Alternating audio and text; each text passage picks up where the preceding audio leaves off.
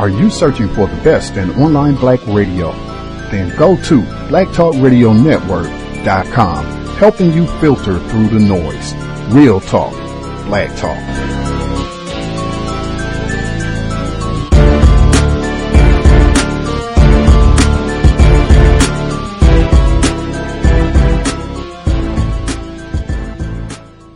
The internet is full of half-truths and all-out lies. We've all seen them, and many people on social media complaining about it. Here's your chance to show and prove. WorldAfropedia.com is a black-owned and operated encyclopedia. There are several thousand articles, but we need help. We can't uncover all the truth ourselves.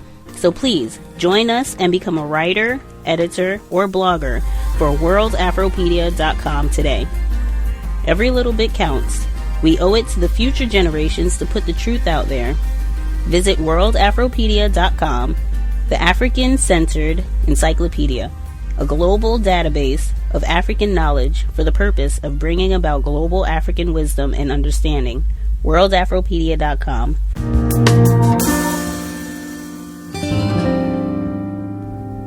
I don't have time. Look, black people's time is precious. It really is. Because by the time you figure out anything, your time is up. They got it set up that way. By the time you pay off anything, the thing that you paid off ain't worth having.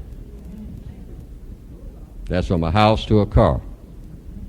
And while I'm on the subject, since I just mentioned it, I'm kind of bouncing around now, but I'm talking about application of a counter-racist code. Stop worshiping a car.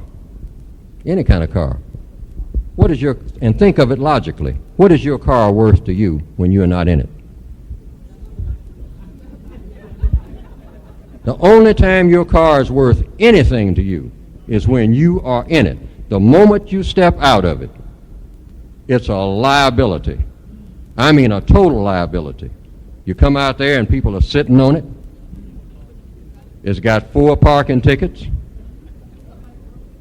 Yeah, somebody broke into it. Steering column is all messed up. It is not worth anything. It's just like all the rest of the millions of cars out there. Yet you are working 2 jobs paying for it. It's sitting out there on the lot, and you're inside the building trying to pay for it, and you're not ever in it. You spend all your time going to and fro those jobs when you're in it. And the white supremacists had that figured out, too, when they started making them. They got this stuff computerized. They got your whole existence computerized. They know where you are at all times and what you're doing and what's important to you. Now, who do you blame for this? You charge the person who did it. You can catch them. But the blame is where? For everything that happens under white supremacy, who is to blame? Using logic and truth and justice. Who? The white supremacists. Why? Because they're in charge. If I get on the ship and all the sailors are drunk and throwing whiskey bottles and, and swinging on the sails, laying over there and not working. Anybody that's been in the Navy or anything like that, and you come aboard and the ship is supposed to be out of port 2 days ago, and everybody is just all over the place. Drunk, sleep, fighting. You don't deal with the crew. You go straight where? To the captain's cabin and knock on the door and say, what in the world is going on out here? All right? You took the position of being the captain of this ship. What about black leaders? What's that? Who said that? I heard you say that because I know you know. Did you say that? That's true. See, that's an easy target. See, when you're weak and you feel weak and you want somebody to blame that's easy to blame, and nobody's going to jump all over you for doing it, because the white supremacists certainly are not, or you wouldn't do it.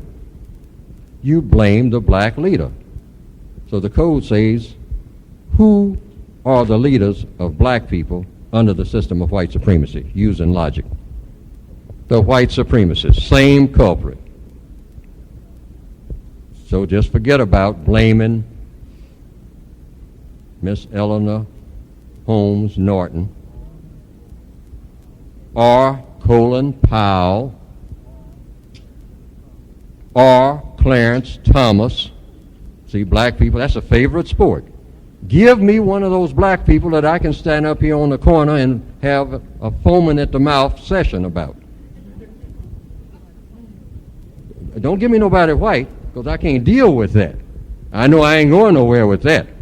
So give me somebody that I might run across in the hood that I can beat up on, and y'all won't be looking for who done it. A sport enjoyed by all, waiting to see who the nigger of the week's going to be, the Tom of the week is going to be, so you can make a target of them. The code says, stop it. Try to grow up.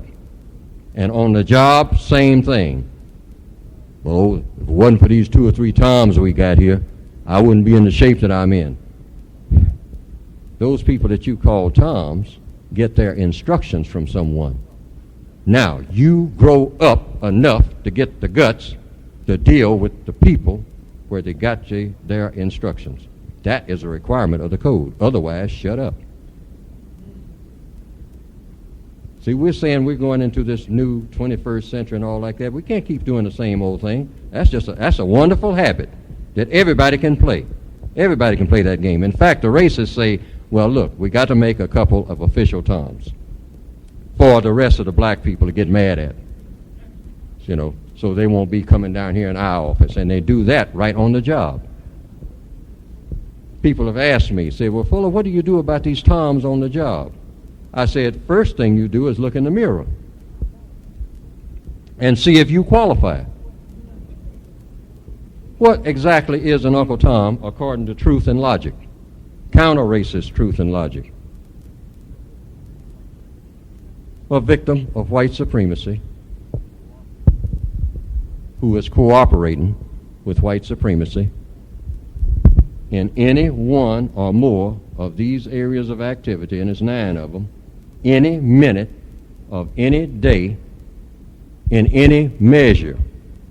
So when I go Tom hunting, first thing I do is look in the mirror and straighten my tie and try to really look like a good one, because that's what I am. Because that's what's in that mirror. So just looking at the person next to me and say, you're a bigger Tom than me. Well, so what? Remember the scene in Gone with the Wind? You ain't the one supposed to say quitting time. I'm the one supposed to say quitting time. 2 black people working out in the field. Yeah, right. One of them looks up at the sun and says, quitting time.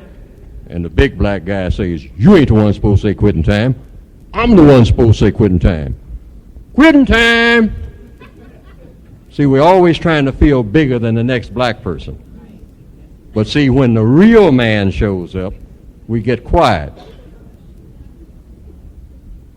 And then not only that, that has a devastating effect on black females. We get mad at him and her, if she's white, and jaws tight all the way while you're driving or riding the subway or whatever, until you finally get to the place that you call your residence. And then you kick in your own door and knock her down, whoever she is, if she's black, on the floor. Because you mad at what happened down there today. Woman, how come you ain't got my meal? How come you ain't cleaned up this house? Oh, woof, woof, woof. The code says what? Don't ever hit a black lady unless it's absolute self-defense where you are in mortal danger. I don't care what she said. You are not qualified. Don't ever hit her. And the black ladies should have it in mind, I am never supposed to be hit, and if I ever get hit, first time, last time. Get that slogan in your mind. Now, what does that mean? That you're going to hit him? No. It just means you through with it. No point in calling next week and saying, I'm sorry. And every black male should understand this. Why? We keep talking about our women. We don't have any women. Gentlemen. Why? because we are being had. You can't be subject to a white man and a white woman and then claim you got something. You don't have a woman, you don't have no land, you don't have nothing. This book ain't even mine. White people can come in here and tell me, get out of here. I want everybody out of here in 15 minutes. Now, I might, out of what you call macho pride and whatnot, well, now, wait a minute. I mean, you don't have the right to, and but I'm out of here. Context of White Supremacy. Gus T Renegade in for another broadcast, hopefully to share constructive information on the system of white supremacy. Today's date, Thursday, September 29th, 2016. So I have been told from the archives, not the C.O.W.S archives, some of the early lectures that Mr. Fuller did. I think that one is more than 20 years old at this point. But Neely Fuller Jr., visit the website producejustice.com, producejustice.com, producejustice.com. You can see the books available, Word Guide, the updated code book. You can get both if you need them, producejustice.com. This is our weekly segment on workplace racism. Feel free, dial in the number 641-715-3640. The code is 564943#. Press star 6 if you would like to participate. Once again, this is not a spectator program. This is not a broadcast where you should just be looking forward to getting your popcorn or fruit snacks to sit back and listen to the commentary for an hour or two.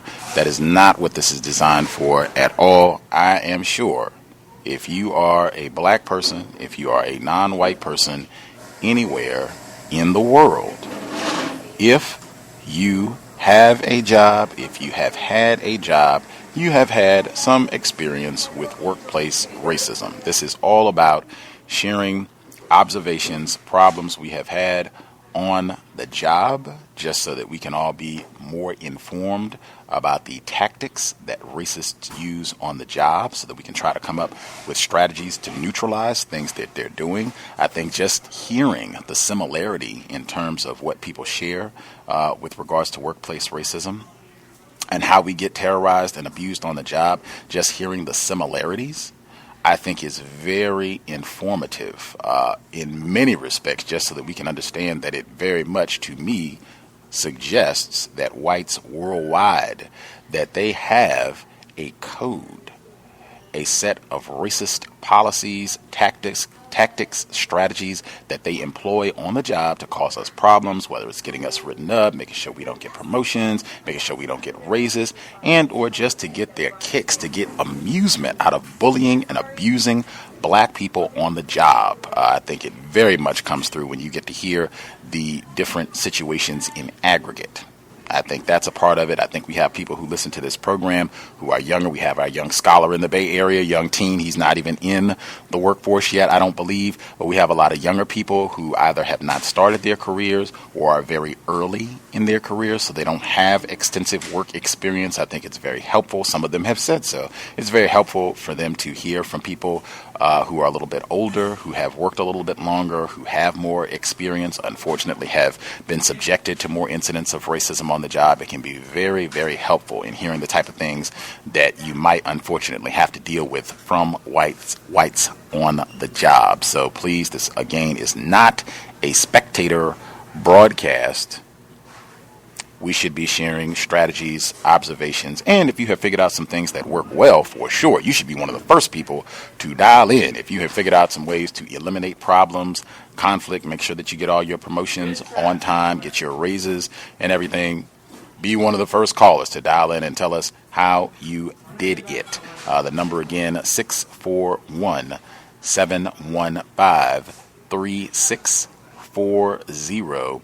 The code 564943#. Press star 6 if you would like to participate.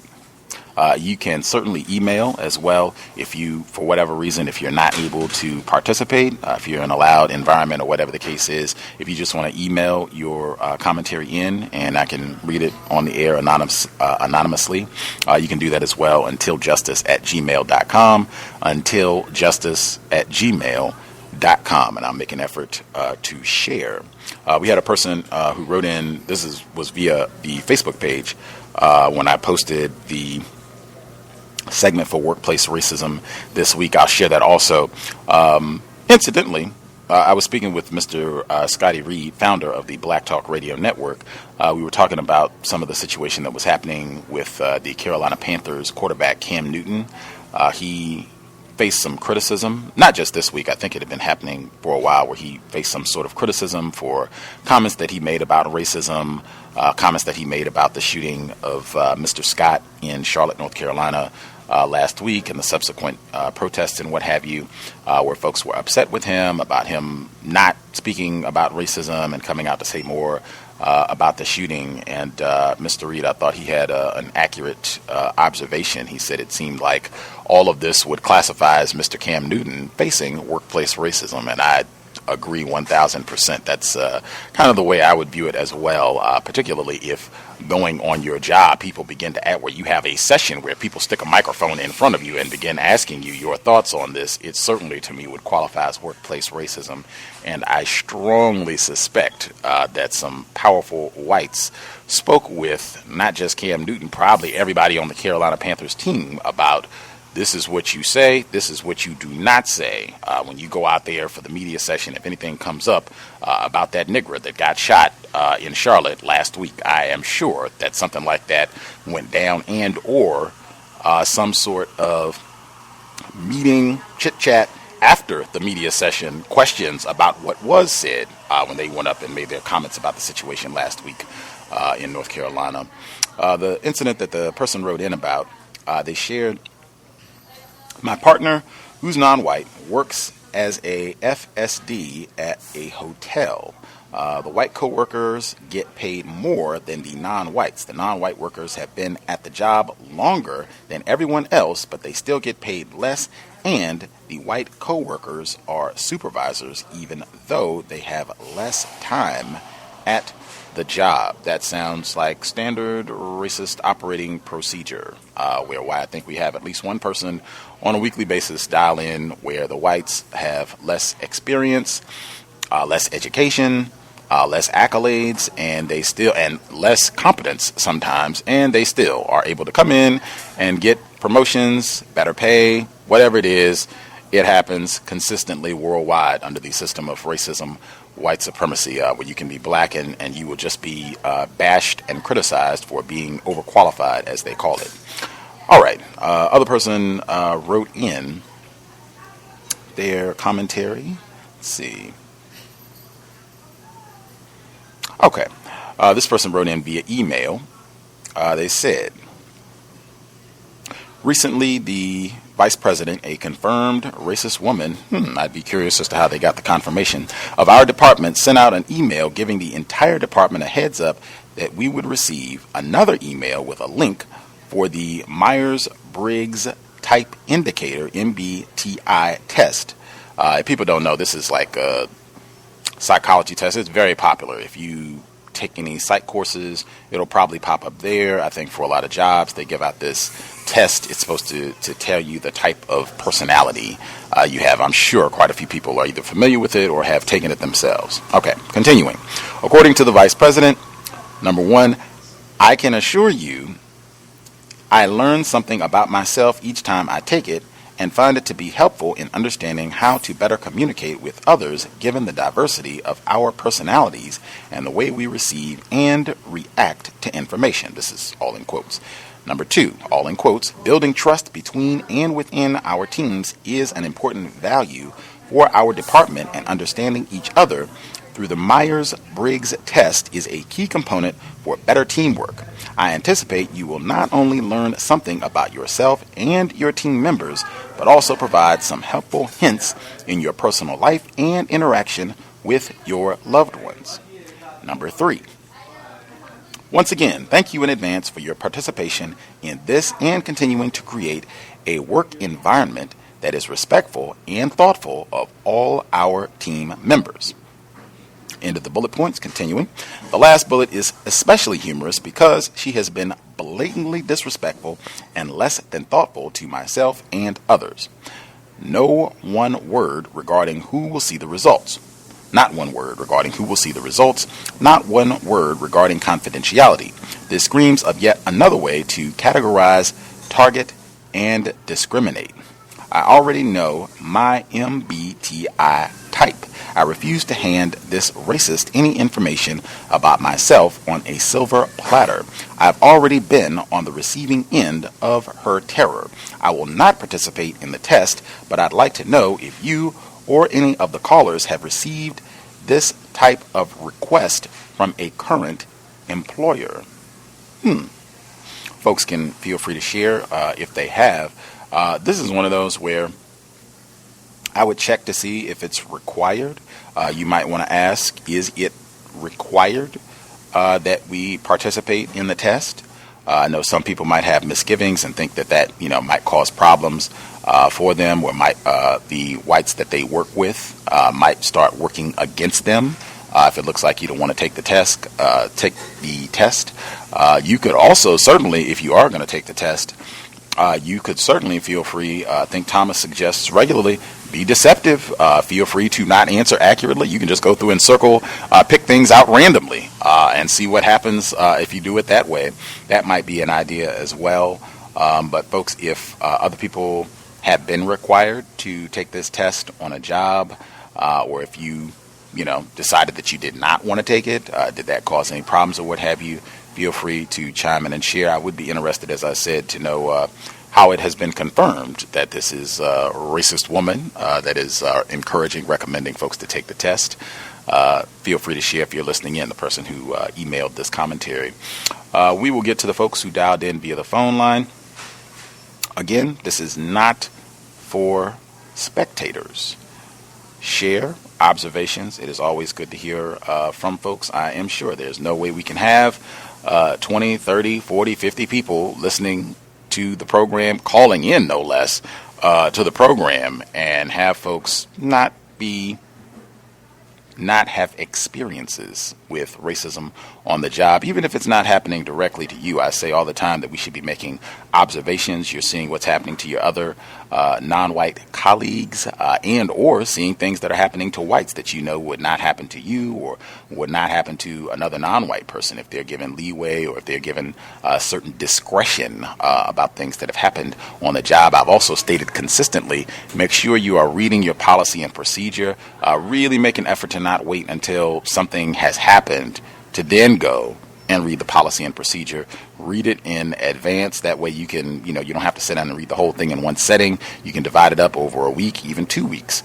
Just read a little bit at a time, and that way you can really go through and see, are we following the rules as they have been laid out in our workplace manual? That is very important and can even come up, because I think a lot of our callers over the years have mentioned when whites move to say, well, you're going to get in trouble for this here, and we got to write you up for this, that they go and look, and it's not even in accordance with their stated policy. That can be very, very helpful to you in some situations. Make sure you've gone through it, and as I've stated, share. If you go through that policy and procedure and some things are not accurate, or the wording is confusing, or it doesn't make sense, definitely share. Anything that pops out that's profound, significant in policy procedure, make sure you share that with us as well. We will get to the people who dialed in via the phone line.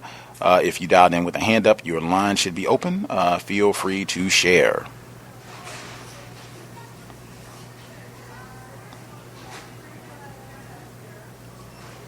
Yes, can I be heard? Yes, sir. Greetings to Gus, all the listeners and the callers. So today I came in. We have a restroom all the way at the back of the plant. This is my first time using that restroom, and I noticed in 2 of the stalls, people had written in marker and an ink pen, vote for Trump and also make America great. And I wanted to also share something that happened a few years ago. When I worked at a plant in, I believe it was Stroudsburg, Pennsylvania, there was a white female. She was from Croatia, somewhere in Europe. I think that's the right pronunciation. It was me, her, a non-white female from the Philippines, I believe. Another non-white, non-white female. She was black, and another non-white Hispanic female. We all worked as a group in this one area. At that time, I was very, very ignorant to how racism worked. So my opinion would have been, this is a good white person, the female that is. She used to call out white men on a daily basis and women as being racist. Even sometimes I didn't understand why would she say it. There was a few times that she actually went against supervisors and tried to protect like me and other non-white workers on the job. And there was one particular time where I had an issue with a mechanic there, and she said if they was to try to fire me, that she was going to quit, and she was trying to encourage other non-white people to go against the company, so that way I didn't lose my job or get in trouble. But yeah, she identified herself as white maybe one time, and I never really heard her identify herself as being white. At that time, I believe it was 2008, and President Obama was running for president. So me and another non-white guy, we thought that there was going to be somewhat of a race war. And we were saying stuff amongst each other like, well, yeah, if someone tried to do something to Fatima, that was her name. Actually, she looked more Hispanic, and she had like a Hispanic accent, but she said that she was from Europe. She was born and raised in Europe. So, like I said, I was very ignorant. We were saying stuff like if black people try to attack her because how she basically protected us, that we would engage in counter violence against them. So that was something I wanted to share. And I guess just like Gus said, if you want to call anyone Sambo or something like that, you can add me to that list. I was very ignorant, but I don't believe in good white people now. So that was all I had to share. Thank you. Thank you for sharing. Thank you for sharing. I think we just talked about this on the program yesterday, where you will have someone classified as white, and they will say, well, hey, I'm going to go on the attack. If you are mistreating any dark folks around me, you're going to have to deal with me, and get up in, another white person's face and, shake their finger and do lots of stuff. That does not mean that they are not racist. I think, as I stated explicitly on the program roughly 24 hours ago, that a lot of times you have racists who just have a disagreement about how racism should be practiced, and sometimes you have whites where they just have squabbles with each other. In their squabbles, they might just accuse another white person of being racist. I've seen that before too, where both of them were racist. It was just that these two whites didn't get along. They were having conflict for some reason, so a part of how one white person decided to attack a different white person was to accuse them of being racist. I've seen that before too, and I think sometimes, unfortunately, non-white people, victims of racism, we get confused about that and think, oh, this is, a wonderful white person. This is great. She's looking out for us, and that is not the case at all. Incidentally, the first portion of what you shared about the vandalism, racist graffiti in the restroom area, I suspect that there will be more of that, and it'll probably just become overt communication where whites are talking about the election and who they want to win and all of that as it gets closer to November. So I would just encourage folks to be codified and to already be thinking about what you are going to say. If this comes up, if they ask you what you thought about the debates, who you're going to vote for, what you think about the whole campaign, already be thinking about, how you will respond to these questions, what you want to say, what you don't want to say, so that you're not, surprised and then trying to come up with something on the spot in terms of how you want to reply. Other folks, if you have questions and or your own situation you want to share, feel free. Can I be heard? Yes, sir.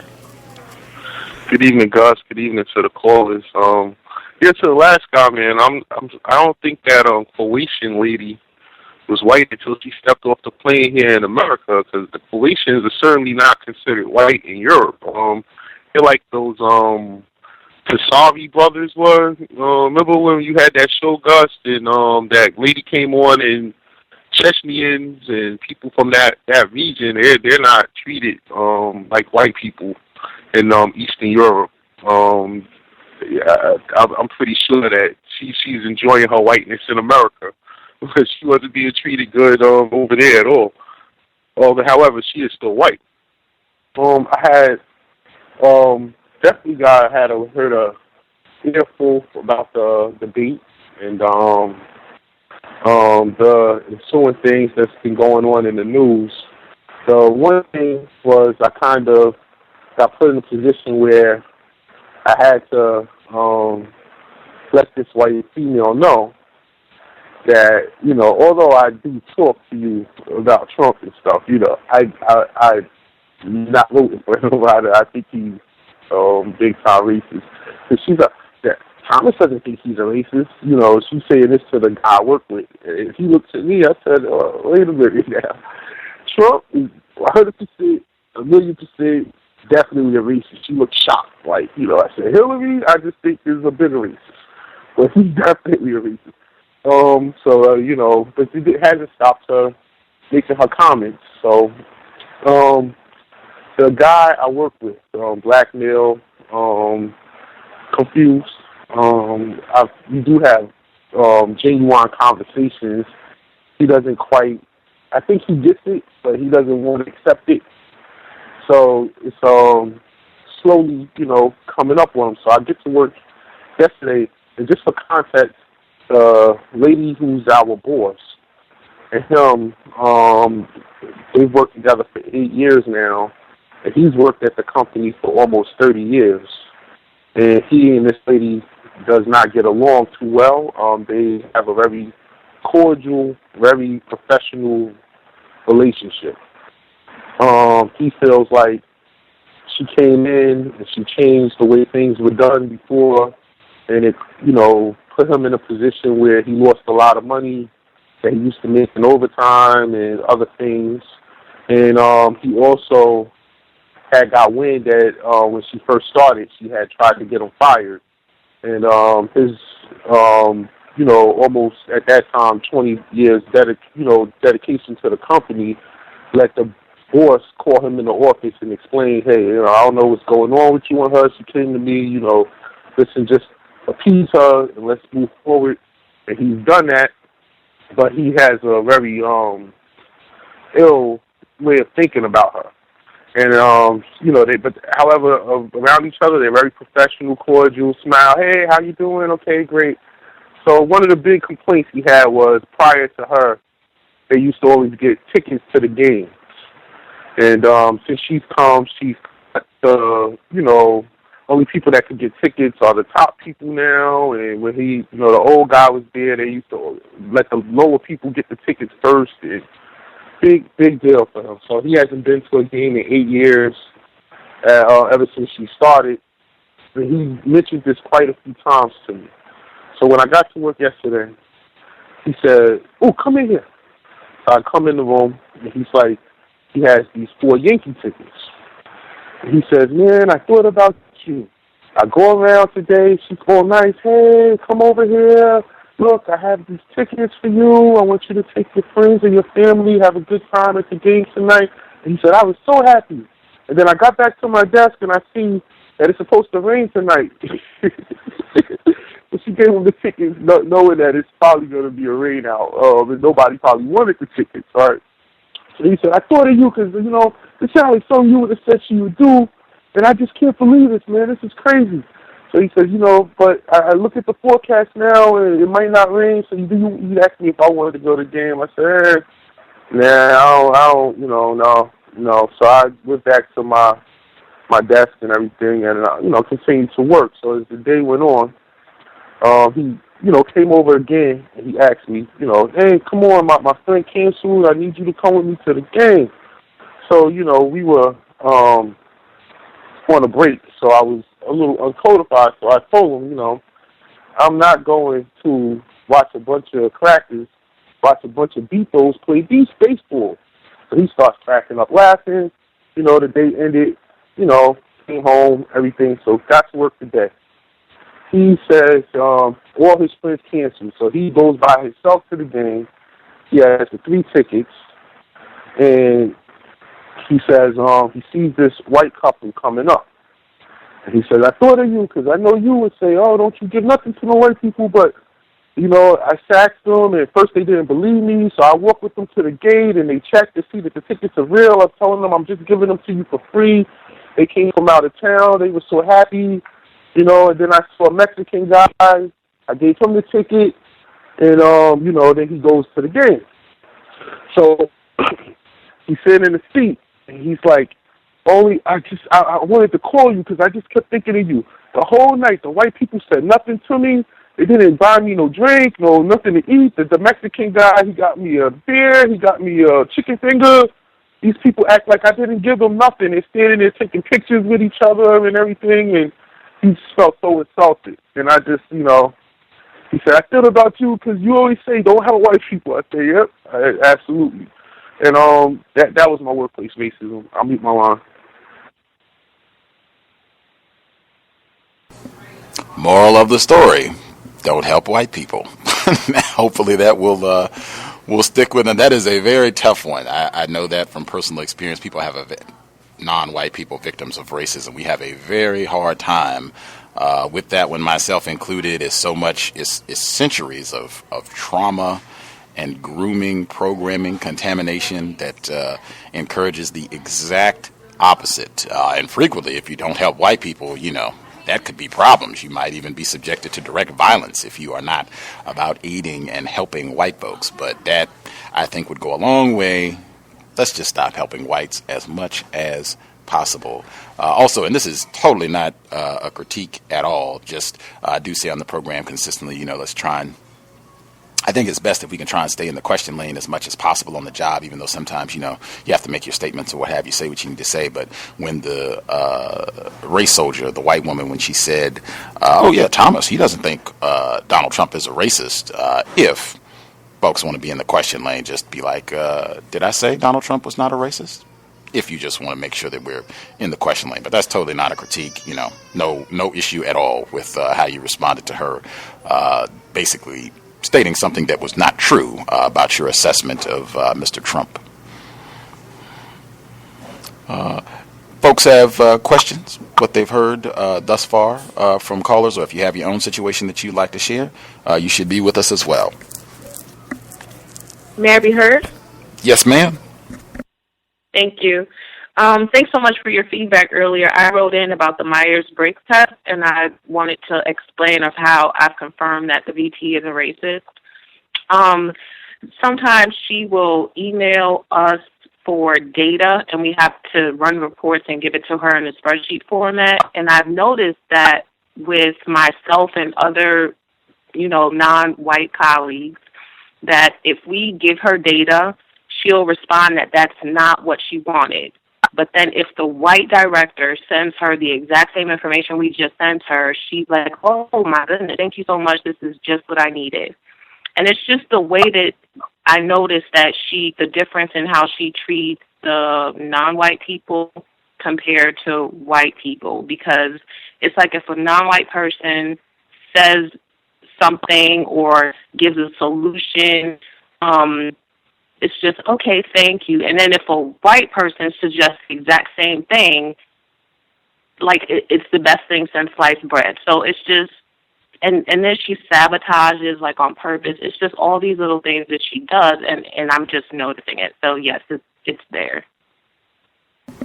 Wow, thank you for the For additional information. Appreciate that. And that's what I mean just about observing, even if it's not something directly happening to you, although it seems like in this case, when you all submit the data, this is happening to you, but also paying attention to what's happening to other folks around you in the office to be able to note that it's not just you. When other non-white people submit their data to her, it's the same thing, that there's a problem or this is not what she requested, and then paying attention when someone classified as white does so. It's, great.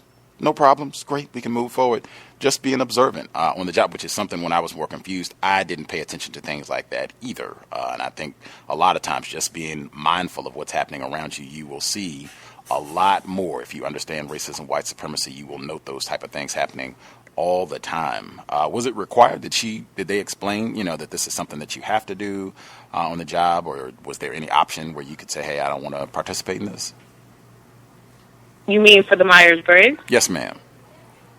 No, she just sent the email saying that we were going to have a link to take it.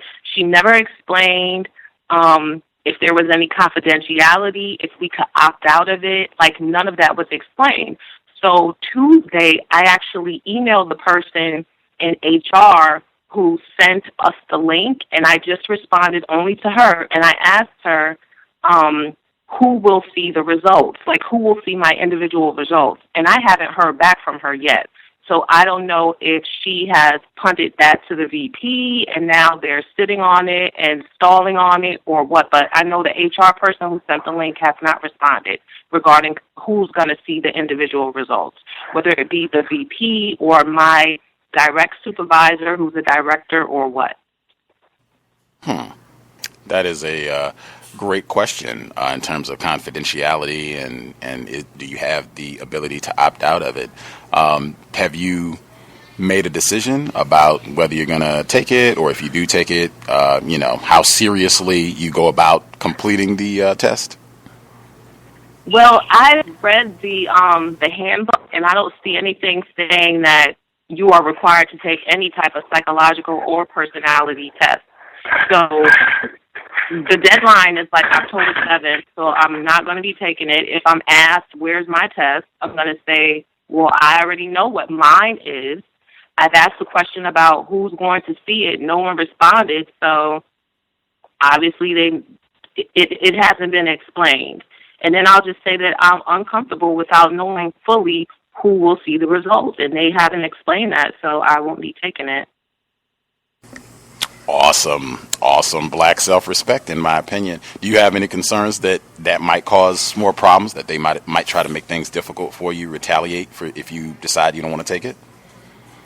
Well, she's been making things difficult for me anyway. What she does is that she'll hop around to different people. So she'll make things difficult for me this week, then she'll cool out, she'll be on someone else, and then that's how she does it.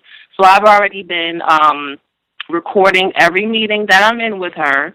I've been pulling emails and filing them away. So I already have documentation. So it'll just be something else I'll add to the documentation of all her harassment and terrorizing. That sounds exemplary counter-racist work to me. You did ask if we have any listeners or what have you who have had to take this test, right, in the workplace, to just see if anybody else has had yes. Right. Have we anybody that's with us? Has anybody else had to take any sort of personality test for the job? That was a requirement either once you got the job or part of the employment process where you had to take this personality test? Have you heard? I heard both. Okay. I go after him. I'm sorry. Yeah, we just had to take a personality test for the job, as a matter of fact, maybe 2 weeks ago. And, the supervisors had all of the data compiled, and they called us all in the room and told us what our results were and who we, I guess, work better with or what type we work better with. And, that was it. But they did require us to do it. Now, I don't think they said that, if you don't, you would be fired. But, they kind of, rinsed it around to, it's kind of mandatory. Did you complete it like seriously, or did you use some deception in how you answered the questions? I used deception. Did they address confidentiality about who was going to see the results? It would just be HR would see the results, and I'm thinking the management committee. Interesting. I would even be But interested. I've taken several tests like that before and never really took them seriously. I would even be interested in just thinking about it, that sort of thing. Does that like become a part of your personnel file, like on the job, like for the entirety of your employment there? Is that something that they pass along when you leave there? If you go to another company, is that sort of information kept on file? Like I'd be more curious about it now, just thinking about the confidentiality aspect, because it's been my experience that racists, they network very well, particularly about their niggers. Yeah, the way I took it was that it would be going in like in our file, but they said we take one like maybe every 2 years. Hmm. And that's just, I guess, the way they kind of said it, just to get like, new hires who come on, just so they can get a chance to take one. Like they won't make it a part of the hiring process, which I don't know why. That's very confusing to me. But we always say the white supremacist is the master of deception. So, it is what it is. Fascinating. Raj, you were going to respond to this as well? Yes, actually, I took those tests on at least 3 different occasions, but none of the occasions were mandatory. They were more presented at the particular places that I worked. They were presented as something that was just like for you to do. It wasn't anything that had to be turned in by a specific date or given to anyone in particular. When I did the test on the job, though, even though it wasn't mandatory, and people just doing it, I guess, for fun, and they would just tell each other what their results were, I still used deception anyway. And because I had a link to the information that I could utilize off of the company's computer system, I did it on my own just to see for myself how it panned out. But what I did on the job, I used deception every time, except for one time. There was a job that I was laid off from, and they had given me a severance package, and in the package was like an employment like coaching thing where you go and meet with somebody in particular, and they give you information regarding building your resume and how to enhance it so that it's most optimally to your favor as far as the creation of it, and as far as helping you get a new job. They also had that test as the part of it too, just to kind of give you insight to yourself. It wasn't something you had to turn into the person that you were working with, but essentially it's kind of giving insight into how you function so that you can kind of adjust your behavior, I guess, in job interviews and things like that based on that personality type to get the optimum out of that interview. So things like that. But as far as like work situations, they were never mandatory. They were always presented as something that was fun, but just to do on the job. And like I said, I still don't, even if they had made it a mandatory thing and they said only specific people would have access to it, I just don't believe them, because they could tell you that, and then next thing you know, the president of the company is looking at it, and everybody else, even though they actually telling you, oh, it's only HR and it's only this person or that. I always think in my mind, white people lie all the time. I don't trust anything they say, especially when it comes to employment, because they turn things on you on a dime. You can be in the middle of, doing something one way, and then literally within 24 hours, they'll come to you with some new rule or some new thing that preempts and trumps whatever you learned the day before. And then, and they do that all the time. So to me, anytime they say they're going to, as far as the way that something's going to be used, I just think they're going to use it to your detriment anyway, especially if it has anything to do with psychological profiling, which is exactly what that is. And for the black male who said that they make them take it every 2 years, that's probably like a psychological assessment to see how your behavior on the job has shifted since they have done specific things. And if they can mark what has transpired within that 2-year period, they can see what decisions they made as a company for certain changes in your personality based on those decisions potentially and whatever was going on in your personal life. So these are all things I think about. So I just want to throw that out there. But yeah, when I did it, it wasn't mandatory. And I do have my own workplace situation I can talk about later. Thanks. I agree with that, Rob. I've had to do that on 2 jobs. And one of them we took it twice. The other one we did it once. And actually 3 jobs. Actually, 2 law firms and a financial institution. All 3 jobs for taking the test. You didn't have to take it, but if you did take it, you got a $100 Metro card at one place.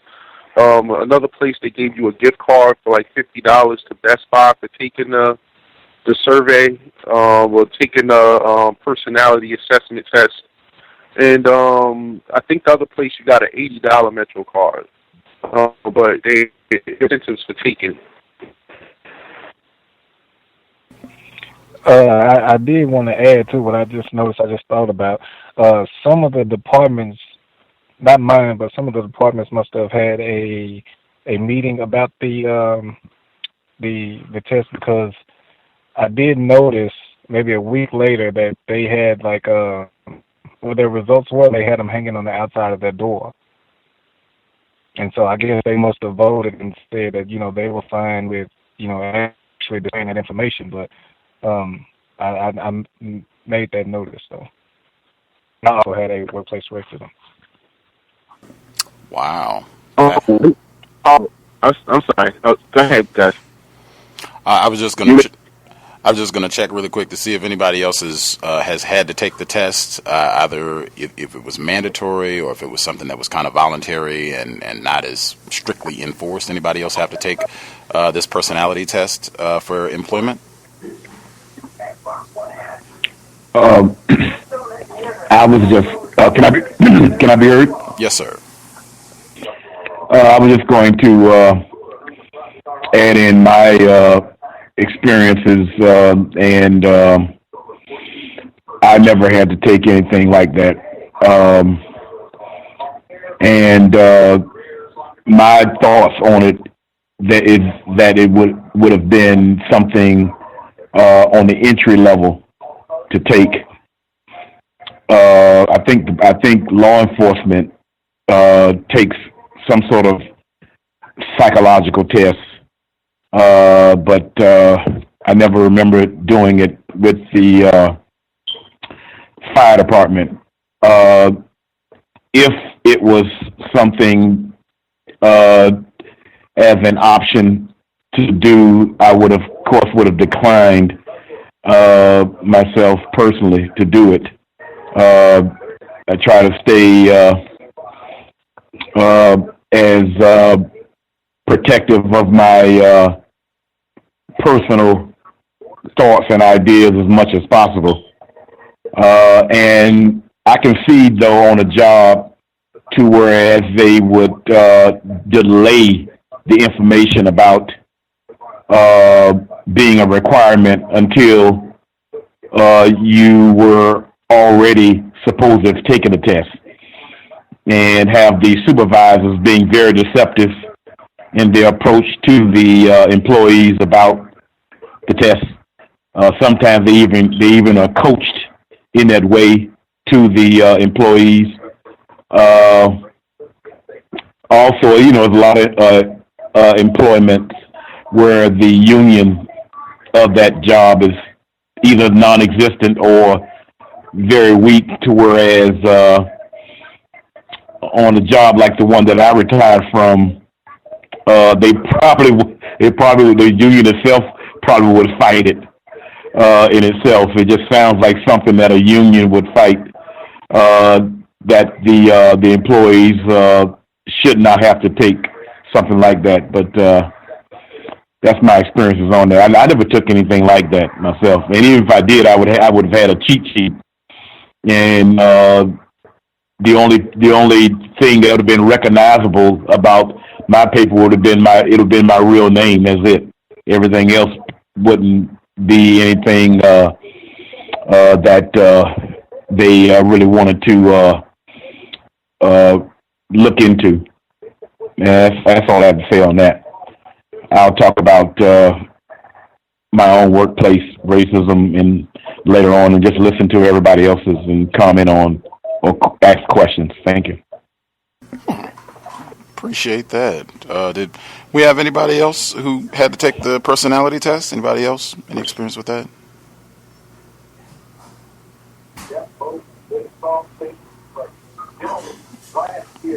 I will take it that that is a no. I mean, I actually, you made. Can I be heard? Oh. The caller 1719. Okay, 1719. Did you have a comment? Just real quick about the personality test. I'm a 50-year-old black male. I've been in corporate America and the U.S. military. I've taken so many personality tests as training exercises. In fact, I just took one 2 days ago. Right now, I work for the federal government. And it was never required, it seemed, but it was always a part of the actual exercise or the actual training that we were actually getting. And I don't worry about those tests, to be honest with you, because they are so flawed.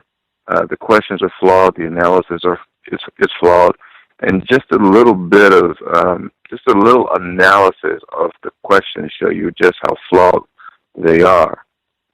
So I don't know how many I've taken, 20, 30, 40. It doesn't matter to me who sees them. And that was my comment. Fascinating. Do you make an effort to... I was just going to ask, do you make an effort to answer the questions truthfully, or do you just fill out whatever the response is, bubble in the response or what have you? I always want to make an effort to answer the questions truthfully, but many of the questions are so flawed that it doesn't matter how you answer, it's going to come up flawed anyway. I don't really believe it gives me or provides a direct example of, or direct category of whatever I should be in. Even the other day, where the test had 144 questions, and clearly, the results of that test told me again that it wasn't clear. The outcome wasn't clear to whomever designed it, and what the results were, where I should fit. Doesn't matter to me how I answer, but I do try to answer truthfully because they don't know. I guess retired firefighter and Roz, were you all going to add something else? Yeah, I was just going to ask the last caller. Could he give an example about what he means when he says the test is flawed? Because he just recently took one, so it's probably still recent on as far as his memory. Give an example about what you mean by. I never took one before, so I just wanted to know. Well, the question might ask what this particular one asks true and false questions, and it puts you in a certain. They would give you a certain scenario and say, when confronted with the situation, do you stand down from that conflict, or do you engage in that conflict? Do you shrink from it, or do you meet the challenge? And realistically, it depends on the conflict, and it also depends on the circumstances of that conflict. It depends on how you're feeling at the time and who's a party to the entire conflict. So you really don't get a clarity by a yes or a no in those situations. It's all in the context, which they never really truly add.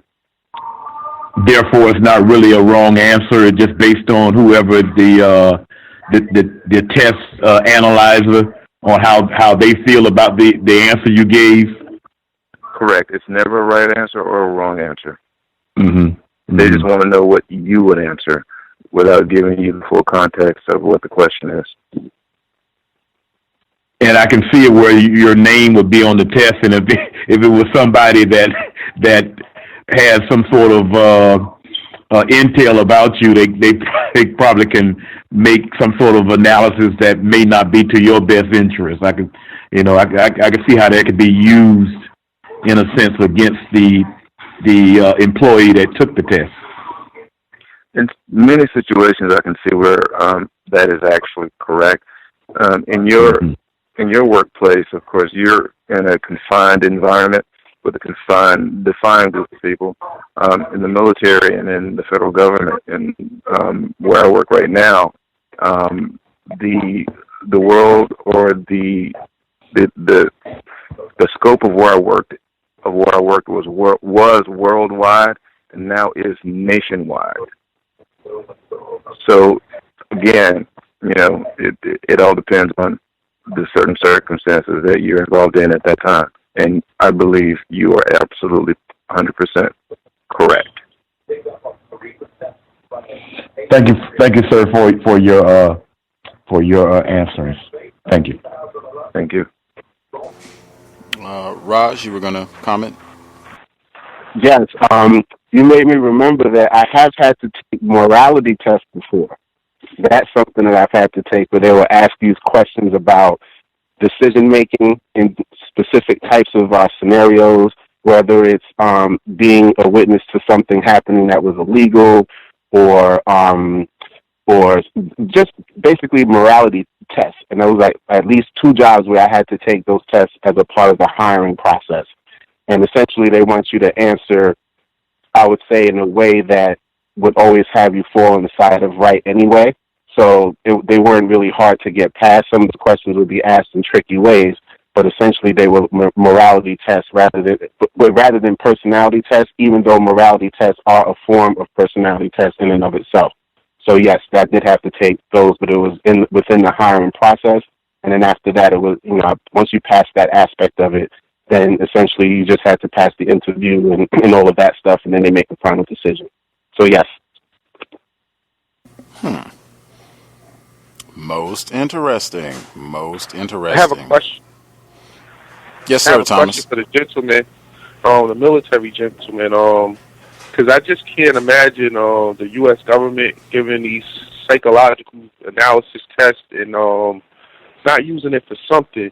Do you think this might be how they pick people to go on certain type of missions based off of these analysis to see how they might be able to hold up in certain type of situations?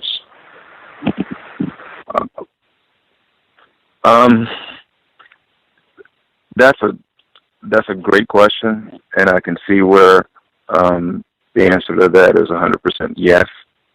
When it comes to a lot of the military selection process, you're going to go through those regardless, depending upon what job that you're considered for. So you're going to undergo that. And in many of the things that I did, one of them was law enforcement, actual law enforcement, and counterterrorism.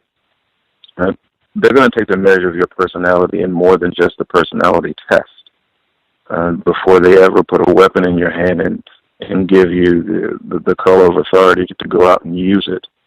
So those things would be used together to make a determination on whether to invest you with authority in the organization that I work for.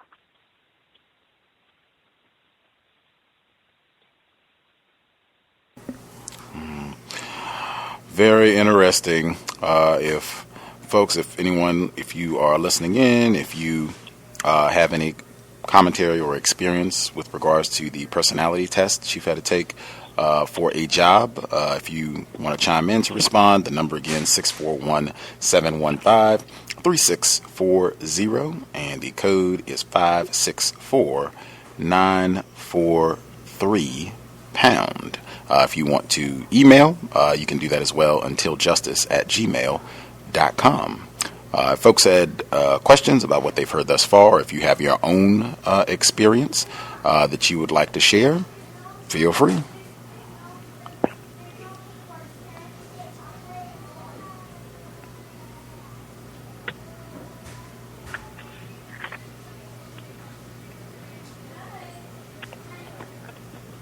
Can I be heard? Yes, ma'am. Oh, cool. Hi. I have a workplace racism. So I was at work, and I work at, well, you don't know, but I work at night. I do the night, the graveyard. So I came in at the front desk. So this Caucasian male came in. I guess he his key didn't work, so he needed me to make him a new key. So I make him a key. Then he came back down asking for cups. So I give him some cups. So then he starts talking small talk about politics. And then he's asking me, he asked me, did I know what, well, I guess he wanted to know who I was voting for, or how was I voting, and I guess it's already automatic that I'm voting for Hillary. So I said, well, I don't know. I haven't put a lot of thought into it. You haven't thought about it? I was like, well, I haven't thought about it. What else do you need? So then he just, no, I want to talk about this politics stuff, because I want to know, what are you going to do, because I'm voting, he said he was voting, I forgot what he said. Some term he used, I guess he was going to vote for himself. So, and I said, oh, okay, well, yeah, go for it. He said, you could do that too. And I said, oh, okay. Well, no, thank you, because I just might win. So then he's going back and forth. He's like, I'm going to come back down and we're going to talk about this again. I was like, well, I don't have any more words left to say. So you don't have to. So then he called saying that his air conditioning doesn't work. So I was like, okay, well, that sucks that your air conditioning doesn't work. So he's like, well, can you come fix it? No, because I'm not maintenance, so I'm not coming to fix your air conditioning. And, well, I know you can do it. You can do it. I just don't know how to work it. I was like, well, if you've been fiddling with it for hours and you can't work it, I so can't work it because you're a whole man, and I'm not, no, that's not what I do. So you can't fix the air conditioner? No, I'm not maintenance. I can't, but I can put in a work order. Well, the air is so hot in here. It's like, well, open the window. I can't help you. So you're telling me you're not going to help you? I said, I'm telling you I'm not maintenance, and I'm not worried about your air. You can either open the window, and that's it. There's nothing I can do, because I don't understand how it's 1 in the morning, and your air, you didn't have no air at 10 at night, so I don't have no air. I can't help you. So you just can't help me? You're just telling me no? I'm like, look, I can't help you, and I got to go. I have to conclude the call because I have other things to do. I can't just stand here talking to you about your air. Well, what can I do? Is there anybody you can talk to? I said, look, I'll call the manager, see if they can help you with some air. I don't know what to tell you because there's nothing I can do to fix it. Well, you can come up here and look at it. I can't look at it. I don't know what I'm looking at. So I'm not coming to your room. Well, I know you can't. And then so I said, well, look, I'll call the manager. So I called the person that I relieved, and to see, I was like, well, what are the odds of the air not working in there? And she's like, well, what room was it? And I told her his room. And she said, well, he just came in. He was drunk earlier. He was so drunk earlier he couldn't remember his room number. I'm like, well, hell, he must be still drunk because now he's trying to get me up there to fix his air. And I was like, white people scare me. I don't know what to do now because I'm here by myself. So then she laughed a little. She's like, well, just don't go up there. I was like, I was never going up there because there's nothing for me to do. And she just said, well, put in a work order. So I put in a work order anyway. And then he calls back down. Well, did you talk to somebody? I said, yeah, I talked to somebody, and they said they'll deal with it tomorrow. Well, I'm just so hot in here, Mary, and I don't know what to do, and all this stuff. And I was like, oh, my God. Well, I can't help you. I don't know what you're going to do. So he just kept calling. So he must have called like 10 times. So then he said, well, do you think if I slip my number down there and you could just, when do you take a break? I said, I don't take breaks. Well, you think if I slip my number down there, you could, we could talk? I was like, no, you're not going to have me call on camera talking to you. I would never do you like that. I said, I know you would never do me like that because you'll never have action at me like that. It'll never happen. So if I just slipped you my number, you couldn't call a good Southern boy? No, I couldn't. Well, next time a good Southern boy talks to you like this, then maybe you shouldn't give him your number either because you won't give me your number. I was like, I'll never give you my phone number. I don't understand any of this. I was like, and I have to go. I can't just stand at the front desk answering all your phone calls. Well, yeah, so this went on and on and on. So this is at like 1, 2 in the morning. So by the time the sun comes up, let's say 5 in the morning, he comes downstairs because somebody just stole his truck, his work truck, and 3 other trucks. So now he's spooked. So somebody stole our trucks. I was like, oh, that's too bad. That's what you get. You're terrorizing me. You should have been watching your truck. That's too bad. So then a person that owns the truck, the one who sent them there to stay while they do whatever construction they're doing, he came down. He must have had to use the restroom, so I let him in the back to use the restroom. He's like, yeah, I own all the, I own the company that they're working for. He's like, and I just came down because they stole the trucks, and I'm waiting on the police to do whatever they do because they had cameras on them. They didn't steal the newer ones, but they stole the ones they could steal and just took them in local areas and probably took their tools or whatever they can get off of it. But I just thought that was weird. I didn't know how it happened, but I just thought that was weird that the trucks come up missing while you're bugging the heck out of me about fixing your air. But I just thought that was so gross that, white people are so terrorists, and they don't have any respect, and they just say anything to anybody. So that was my workplace racism for this week, and then thanks for listening. White people and alcohol. I feel like somebody has commented on the dangers of that for years now. Man, that situation, I think you did an extremely intelligent thing in making sure that you were not coming up to his residence or his area for any reason to check the air conditioning or what have you. There's no telling what he could have done, particularly if he's under the influence and that late at night. The whole thing sounds suspicious anyway about his vehicle coming up missing. I wouldn't be surprised if, he knew about this or this was some scheme or what have you going on. In my view, just outstanding job, just sticking to, I have things to do. I cannot be messing around, wasting time with you. Whites do that all the time. We talked about this for years as well in terms of just wasting our time.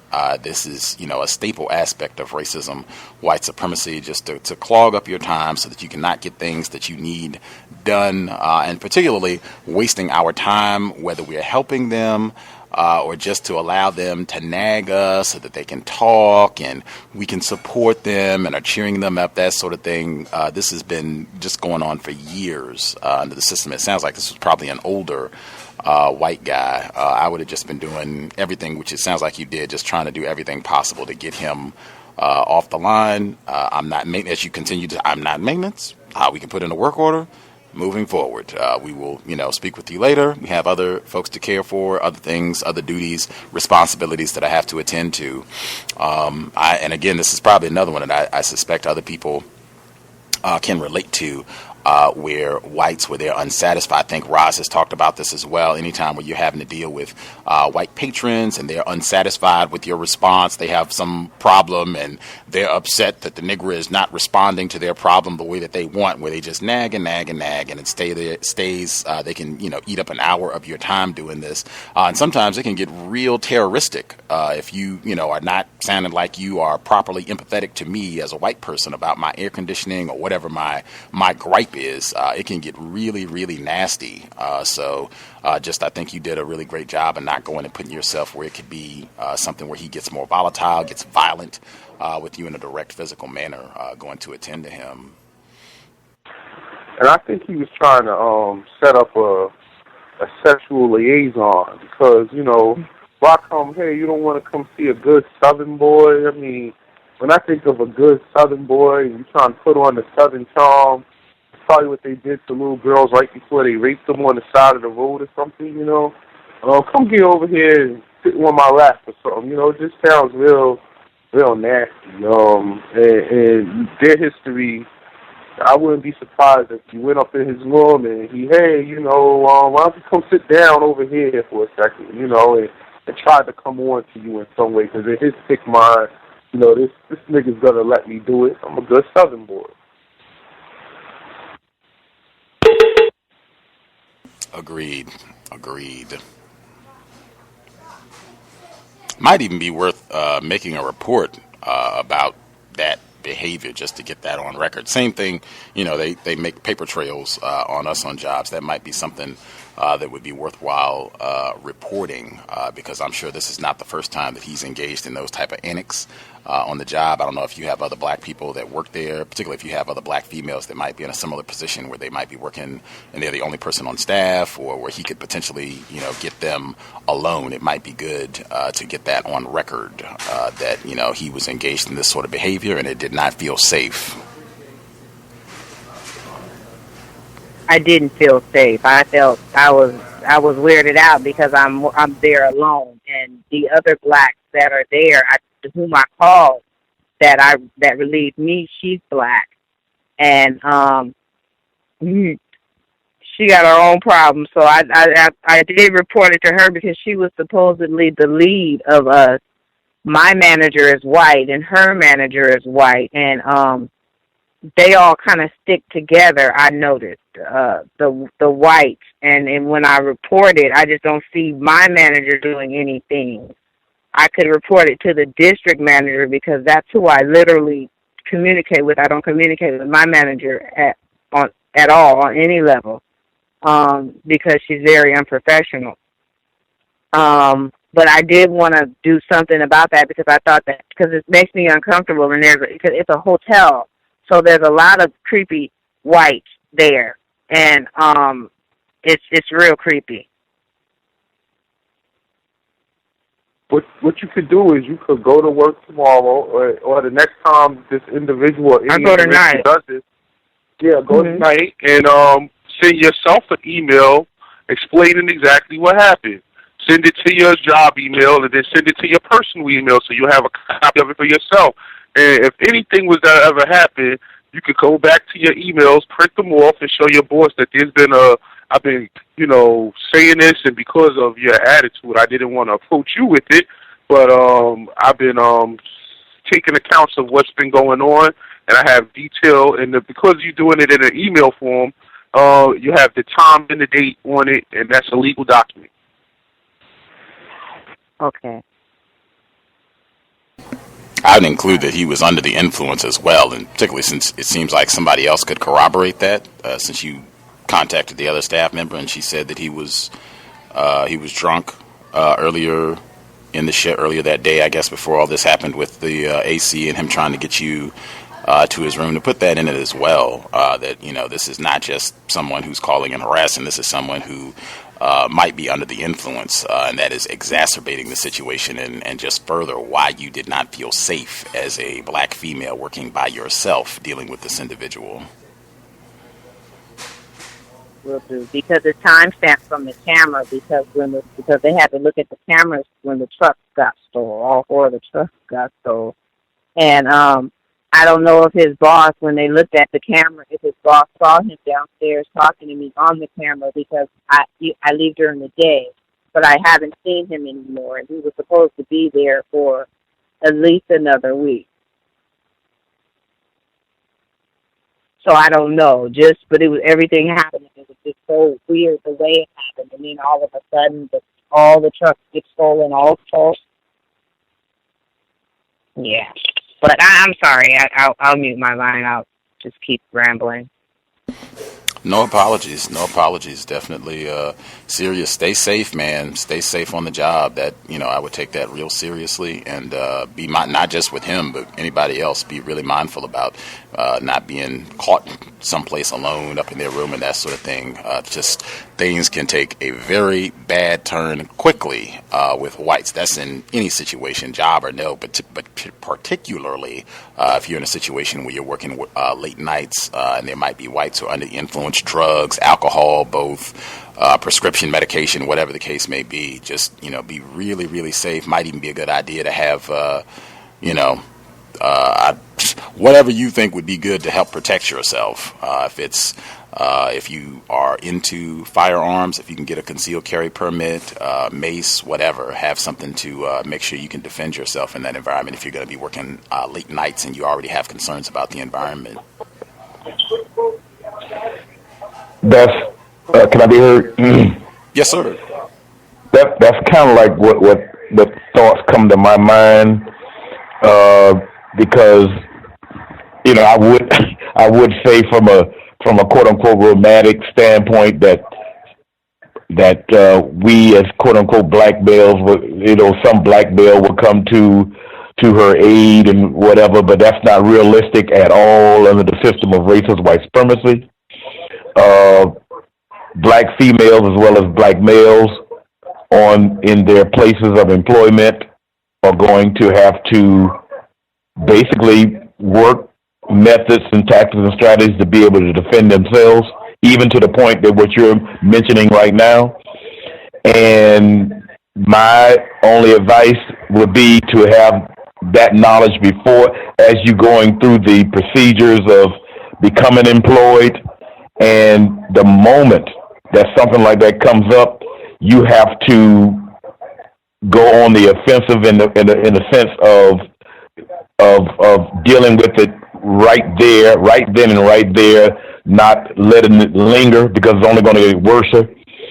And it's so unfortunate, but that's if somebody can tell me better, that's the only recourse that I know of, because we are by ourselves as individuals.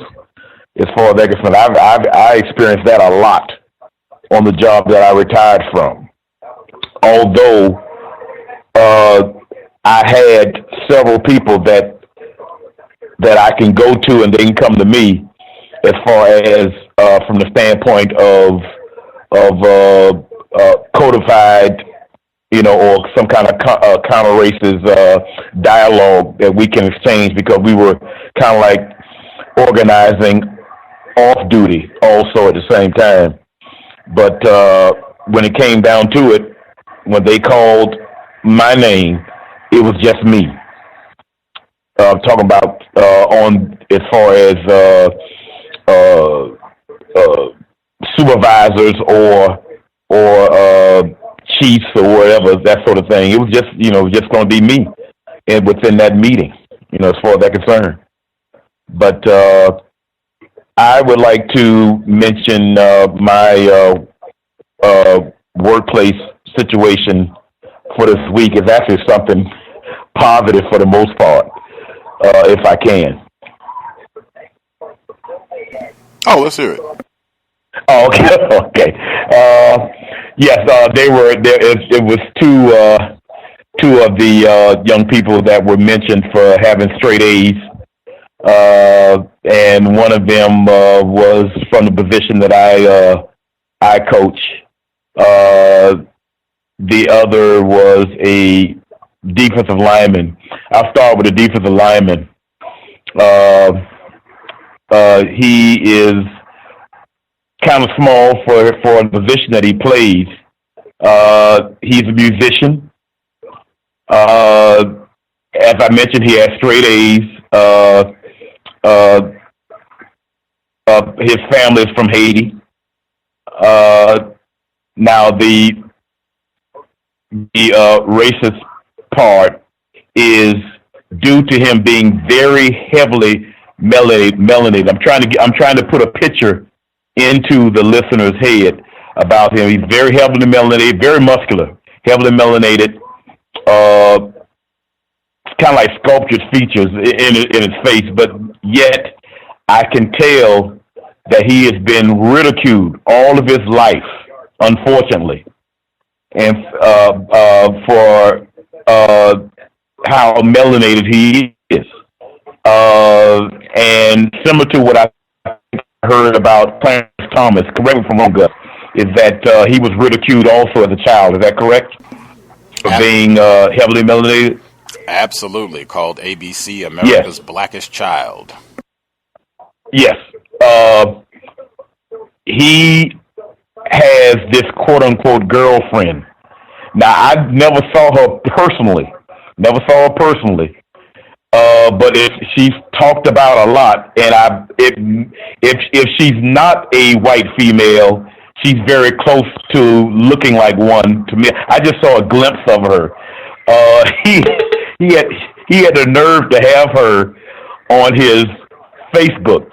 Instead of having his image, he had her image on the Facebook. We played a game last week some of the young people from the other team got access to his Facebook, and apparently they said some disparaging things about this person, and it upset him so that he didn't have a good game.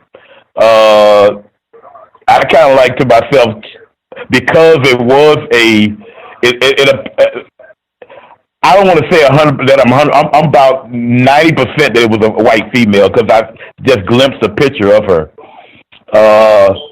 But from my understanding, my opinion, I think he worships this female, because without me even trying to pry about his personal life in that way, the talk about himself and her is well publicized within the school itself, and that gives me the impression that due to this negativity that he's been indoctrinated with, I'm talking even to the point to where I had to mention this to some of the coaches who are non-white black males to stop calling this child Spade.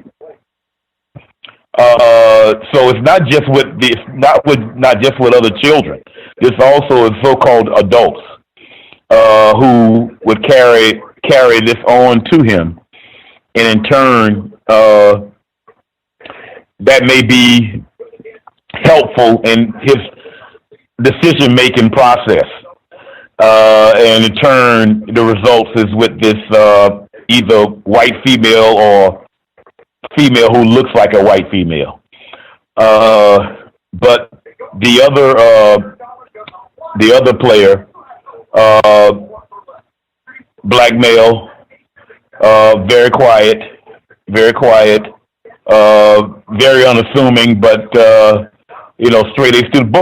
He has at least about maybe 4 or 5 college offers for a full scholarship, college offers. Matter of fact, there's a coach that I worked with that's now a college football coach that just made him an offer at Appalachian State this afternoon. So, very constructive. That's just some, if anyone didn't know, that's some of the more constructive reasoning behind high school sports.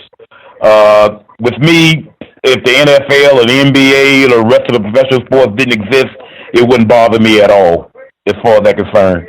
And I wouldn't have any interest anyway to coach beyond the level of high school, because I might as well have stayed on the job that I was on if I was going to do that, because you're dealing directly with white people in one face.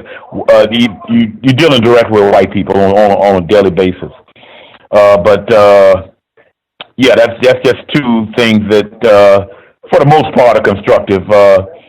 But hopefully, the first child that I mentioned would somehow grow through the advent of anti-blackness, and because I've been trying to share with him every opportunity that I get about the silliness that he's been confronted with for most if not all of his life, and to kind of like assist in bringing some clarity to his understanding about who he actually is as a person, and to kind of like dissolve a lot of that negativity that he's been indoctrinated with. Still working on him, but thank everybody for listening. Appreciate that. That is pretty sad, particularly if even the adults are engaging in, the anti-black names that are. Well, they recently stopped. Right. They recently, so without nobody coming to me, in a sense, I think they listened, because I said it boldly right in front of them. I said, stop calling him Spade. Stop. And I gave reasoning on why. Stop calling a spade. And I noticed when fall practice started, I started hearing them call him by his first name. And so it was nobody but me that was bringing that logic to them. So I was assuming they was going straight off of what I was saying, and it made sense to them. And because nobody actually brought it back to my attention or made any argument or anything like that, because I was certainly prepared to deal with that. In other words, because I've been talking codification.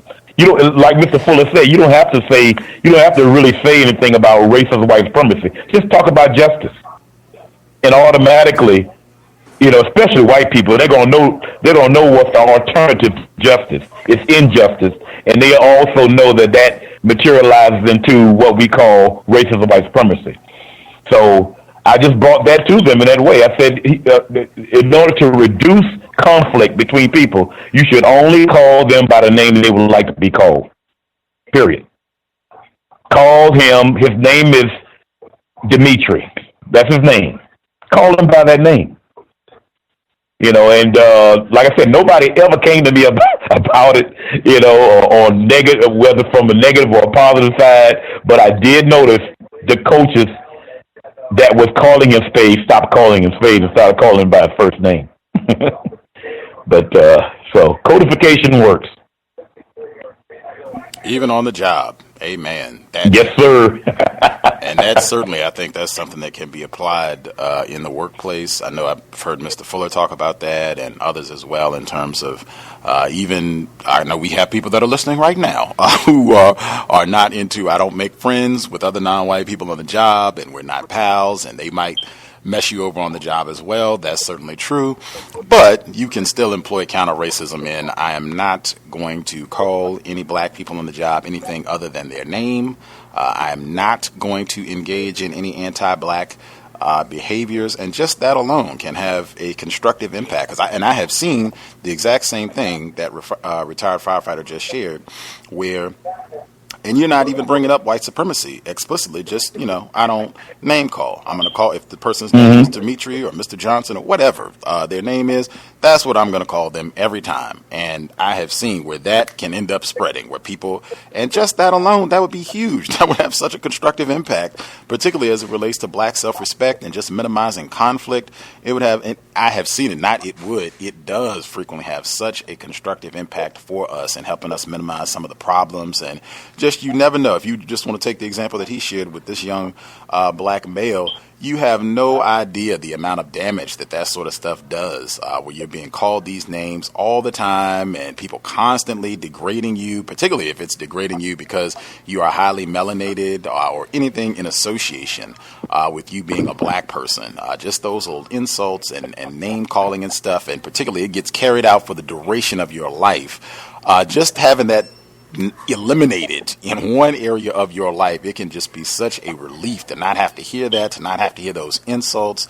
Man, it is beyond refreshing. So that's something I hope we can all employ on our jobs, all areas of people activity, really, to try to minimize the anti-blackness that we are participating in, and to the best of our ability, discouraging other victims of racism from participating and promoting that sort of incorrect behavior as well. That is outstanding work, Mr. Retired Firefighter. I'm working at it. I'm working at it. For sure. Other folks, if you all had questions about anything that we've heard thus far, or if you have your own situation that you would like to share, feel free, dial in, or if you're already with us and you have a hand up, feel free to share. Can I be heard? Yes, sir. Yes, I'm ready to share my workplace observations. One actually happened on the way to work, and this is to show you how tacky, trashy, and trifling white women can be. I was heading into the job, and I stopped to get something to eat real quick. I usually like to take, like, my herbs and stuff that I take regularly. I like to take it in the morning so I get something to eat to kind of help facilitate the absorption. So I stopped by to get something, and there's this white lady wearing a Halloween outfit, begging for money and begging for breakfast. So I'm listening to actually an archive episode of The Cow. So she's asking a couple of other people before I get there. So I just bypass her having her conversation and I get in the line. So as I'm standing in line, she comes up to me and she says, "Excuse me." So I just look at her like she, was a piece of feces that got stuck to my shoe. And I pay her no attention. I keep listening to the program. And I go back to waiting to be served by the person at the counter. So then she gets extra annoying and she comes around and says, "Excuse me" again. So then I get really annoyed. I'll pull my headphone out and I say, "What do you want?" So then she says, "Can you please give me some money? I'm homeless, or can you get me a breakfast sandwich or something?" I just looked at her with the look of death and I said, "Not this morning." And then I just put my headphones back in and I just went back to waiting to be served. And at that point, she got the message and she backed off. Again, she should have known from the way I looked at her the first time, nothing was going down. But she had to be white and just press the issue until I had to really give her the tactical death stare for her to back the heck off. Horrible. Now, on the job, this is an observation that I found very telling because this is the first time I've experienced this so direct on the job. So we're sitting in a meeting, a team meeting for all of the people that are under this particular supervisor, which includes myself. And it's about maybe, I say, about 12 to 15 people in the room. And we're having what they call our little huddle. So when we get there, we find out different changes in the company or things that are changing for how we do certain processes and procedures in dealing with the different members that are seeking assistance with their health care coverage or things of that nature. So as she's having a discussion, she brings up the fact that next week is supposed to be Customer Service Appreciation Week. So we all started laughing just because of how horrible things are on the job and how crappy we're all treated in that department anyway. So everyone just really started cracking up. So as she goes through, she said, well, there's different themes for each day. And one day you can wear your favorite team's football shirt. Another day you can wear like pajamas to work. Another day, she said, was called Black and White Day. So everyone kind of looked at each other strange with Black and White Day. So she went on to explain that, you can wear something black and white to work that day. And then she actually threw in a phrase. She said, well, Black and White Day isn't Racism Day. And everybody just started laughing. I just looked around at everybody because I didn't think it was funny. But everybody just looked around, started laughing. And then I just thought to myself, that's very interesting. So Black and White Day is Racism Day. And that's what she equates it with. So I didn't say anything. I just looked at everyone and kind of took in my surroundings because the vast majority of people in the room were non-white.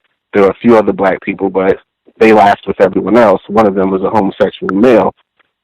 So I just kind of took in everyone's reaction, and I was the only person who really didn't find it funny. I didn't choose to say anything in the moment because it just didn't strike me as something important to speak out about. I just made a mental note that she actually said something like that in the middle of this meeting, and I actually wrote it down and I put it in my little file for later, like I do with anything that's race-related that takes place in the job. So those are my workplace observations. Thank you. Treachery of commuting under racism, white supremacy. Man. Just with those themes that they have, right? The Black and White Day and pajamas and the jerseys. My recommendation would probably be to not participate in any of that. Roz seems pretty codified, so it seems like he probably wouldn't be anyway. But that seems like just the type of thing that, like I said consistently, just in terms of as victims of racism, we really want to make an effort to set a tone of being serious on the job in how we conduct ourselves. And I just don't think, I think people have talked about it before where they see if it's a non-white person and they come and they have wardrobe in alignment with whatever their religious practices are or what have you, white people don't bother them, they don't pick at them, they allow them to do their thing. I think the same thing, black people, victims of racism, we're terrorized all the time. On a job, I just don't think it's sending the correct signal under conditions of war being waged against us to show up and you're in pajamas or footies or whatever because it's pajama day or, it's football day or just whatever the nonsense is. I'm here. This is what I normally wear. For work, let's go to work and be serious about that. Let's get it done. That would be my recommendation on that. As I said, the horrors of the workplace commute, we talked about that before too. I think that's a part, unfortunately, of workplace racism and what you have to deal with in getting to and from the job. Well done, not helping whites. And that comment right there that the race soldier on the job made about Black and White Day is not supposed to be about racism, in my view. That, once again, they reveal that they are not ignorant about racism. That is at the forefront of their mind. Anytime any concept, any notion of colors comes up, that is what they're thinking about. The war against people they say are colored. Other folks that chimed in, if you had either questions on what you've heard thus far, if you had your own situation that you wanted to share, your line should be open. Feel free. I'll be heard. Go ahead, Thomas. I'll go in after you. Oh, okay. I just wanted to say to what Ross said, it's funny that everything he said is the same things they start these kids doing in school. It's like a social conditioning. Like my kids get this pajama day and, they got to wear a particular color scheme one day. Just this week they had to wear last week a sports team day. And it's like, it's like they're conditioning them now in school to accept this crazy behavior because they do that same stuff at jobs I've had, and I just don't understand it. Now, as for the white person asking for change, unless I see a coworker around, I usually always bring up, why would you ask a black person for change knowing how much money white people have? Why don't you go ask one of your people? That's usually my response to that, some kind of inclination that you need to be asking white people for change, because white people, I think they love to ask black people for change because somehow we're the people that give it to them. And I'll meet my line. Thank you.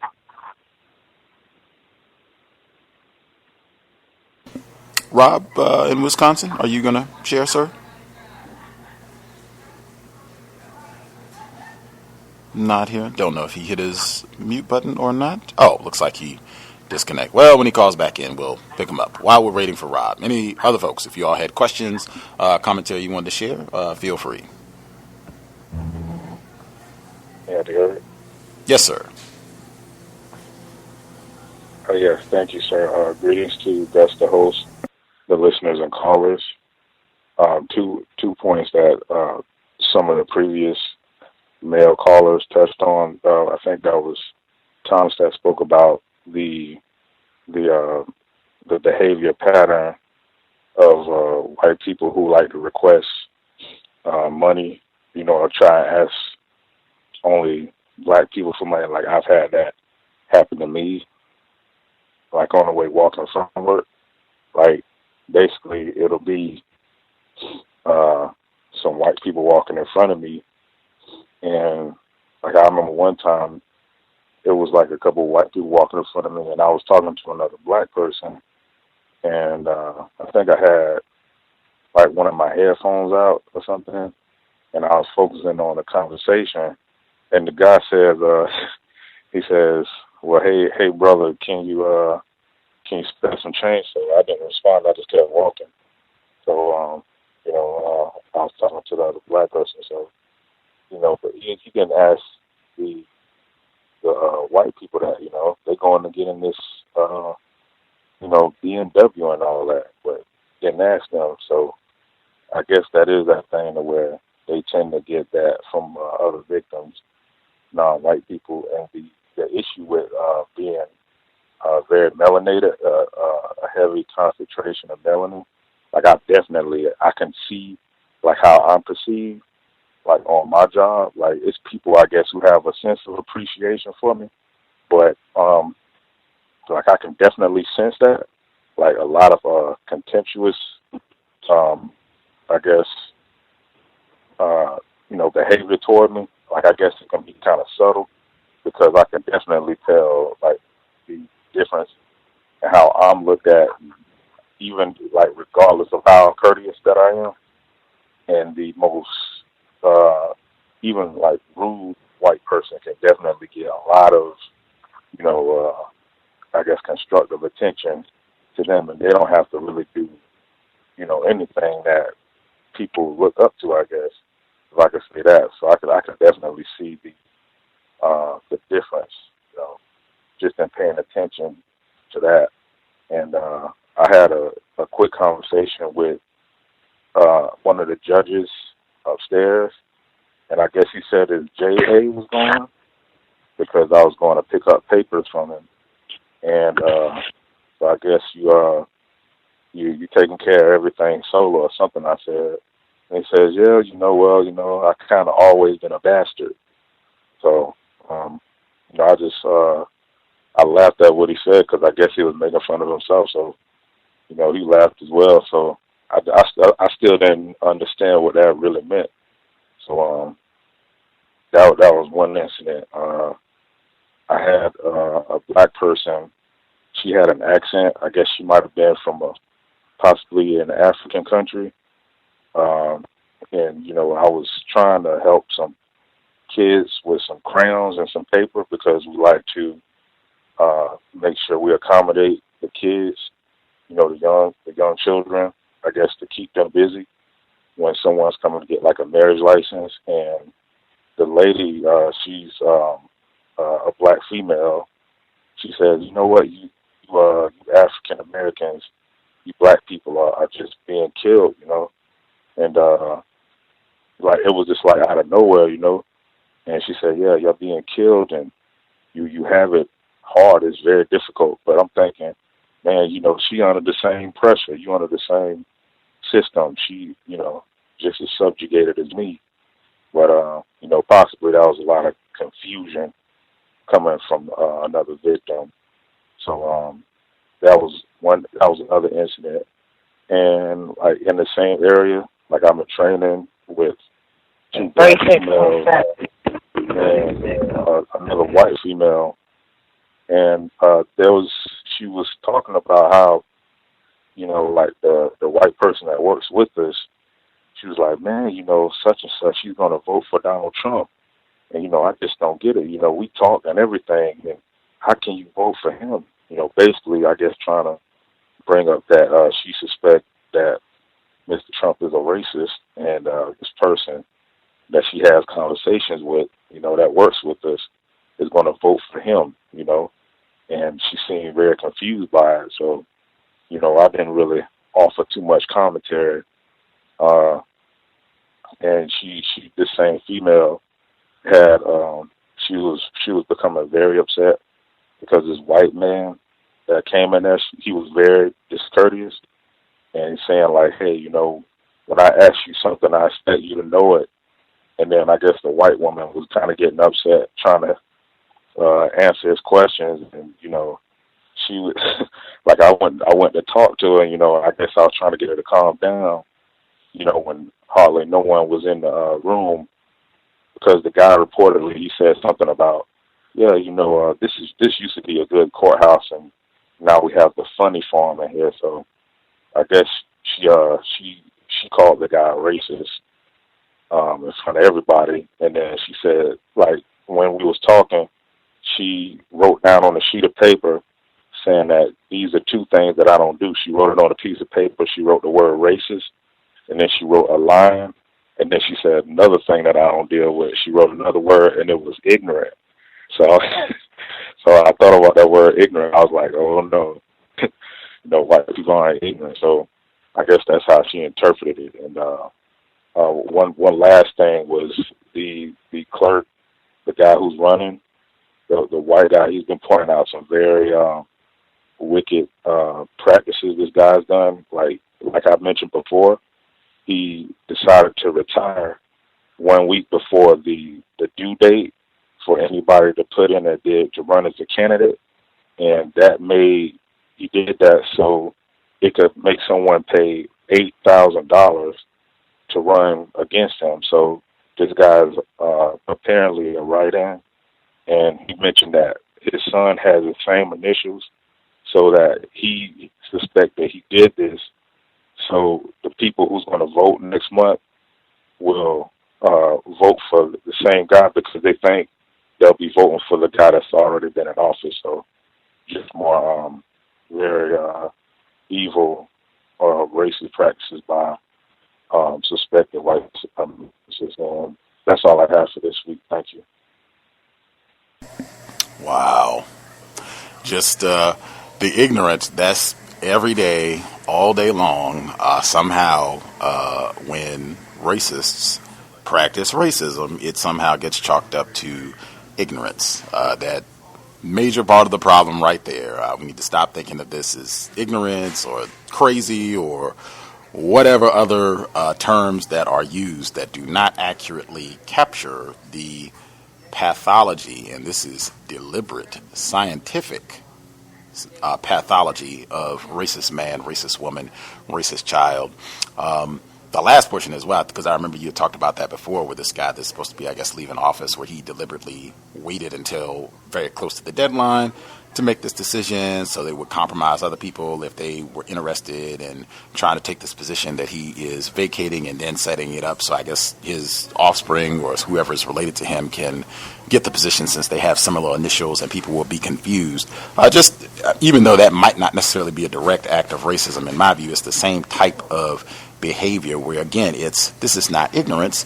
This is deliberate deception and benefiting from confusion. That's something I'm going to bring up again on the compensatory calling this weekend, but why I maintain making an effort to strive for accuracy. That in and of itself will work against racism. You don't even have to mention the term racism, just making an effort to strive for accuracy. We want things to be correct. We want things to be truthful. That works against a system that is held together with deception. There was some other, we had another campaign thing again, so I said it's going to be more and more. That's going to come up, I suspect, real hard the last 30 days as we go into the voting in November. Just be mindful about that. It shouldn't be anything where you get emotional, that people are jumping up and down and saying that they're for Trump or whatever they're saying about the election. As I said, just have your code for how you want to respond, what you want to say, what you don't want to say, and I wouldn't care if they came in and they were dressed exactly like Donald Trump. They had Donald Trump on their cell phone. They had all his paraphernalia on. I can't wait. Let's get that wall up. Put you niggers in place. That's interesting. Just make note of it, document, and keep rolling. It should not be anything that gets you upset, and just already have in mind what you want to say if they should ask, who you're going to vote for, or what your plans are for the upcoming election. If other folks, if you all have questions, comments, you want to make sure you get in, should be with us. I think Rob in Wisconsin should be back. Are you again with us, sir? Rick, have you heard? Yes, sir. Oh, okay. Sorry about that. I got kicked off the line.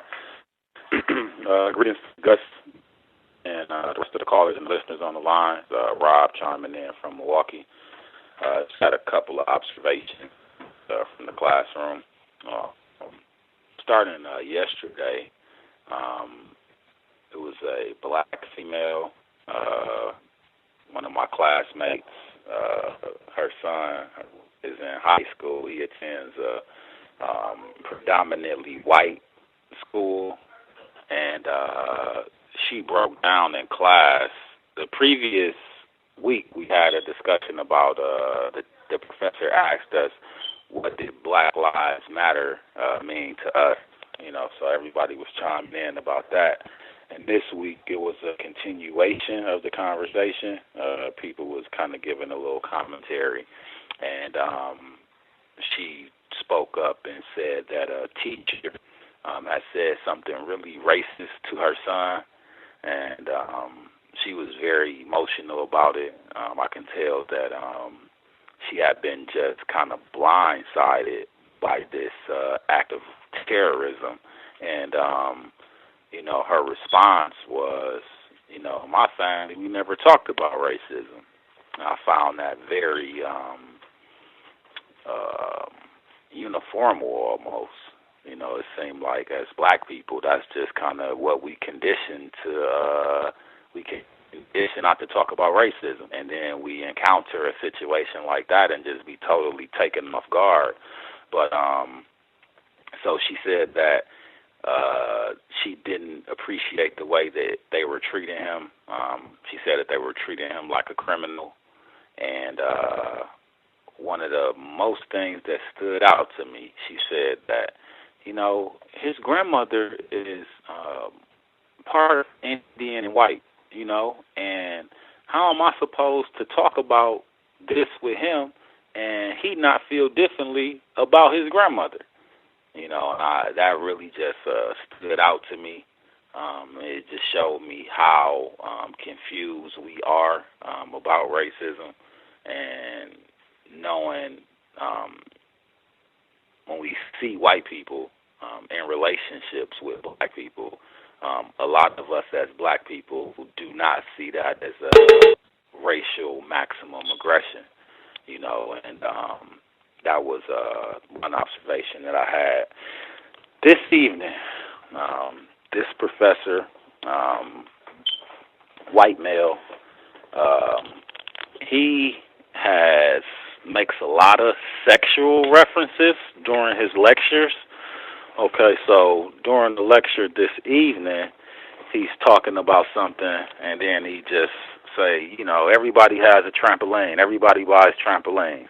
Now, that already stood out to me because I'm thinking like, hell, where I live at, nobody got trampolines in their yard. So that was kind of already him, I guess, speaking to maybe to the more white people that's in the class or whatever, but to make a general statement like that, like everybody has a trampoline. No, that ain't even true.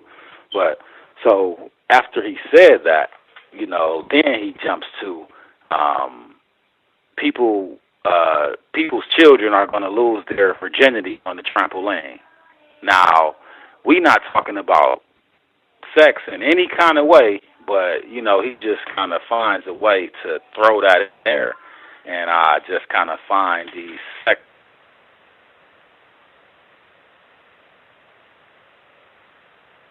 lecture, he referenced to driving past and seeing people having intercourse on the front line.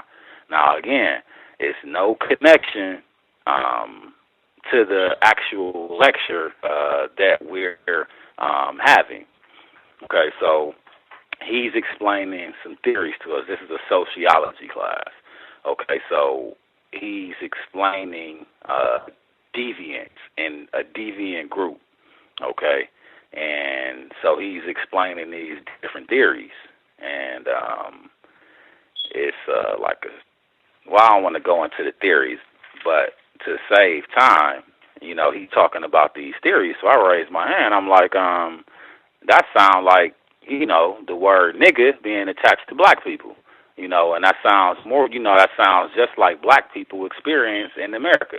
And so he like, you know, kind of do one of those numbers to signal that I wasn't exactly hitting the mark, which I knew I was.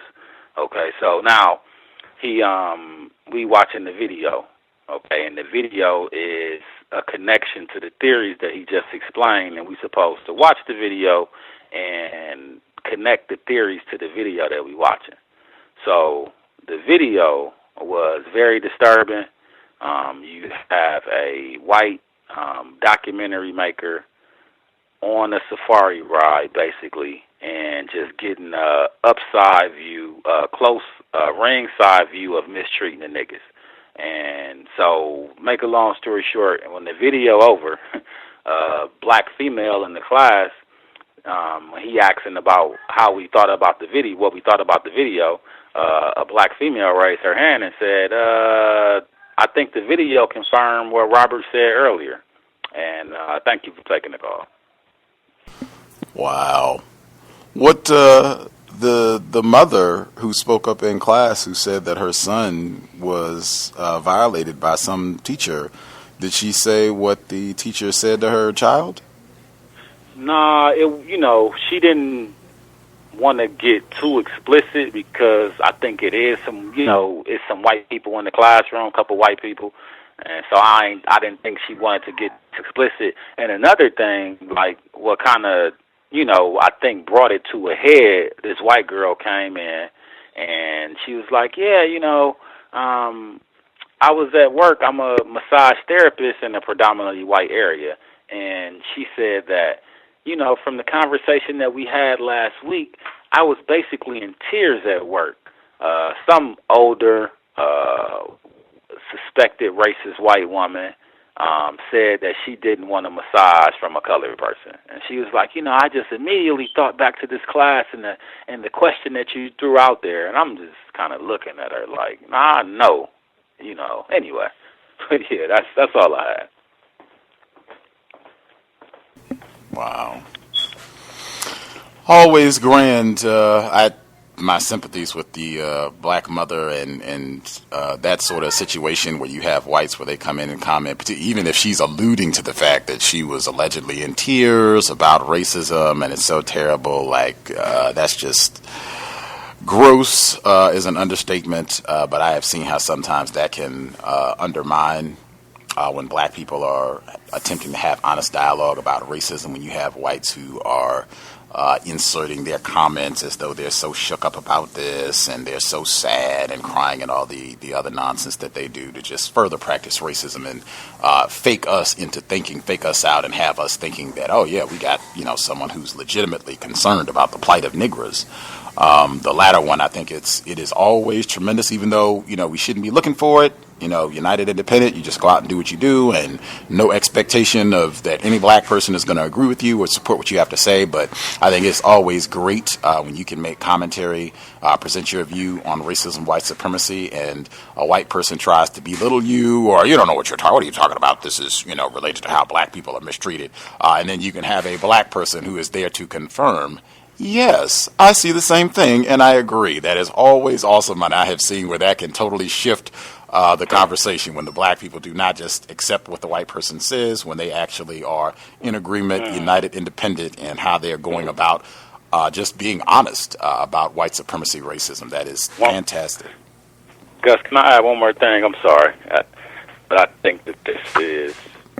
Can I be heard? Yes, sir. Okay.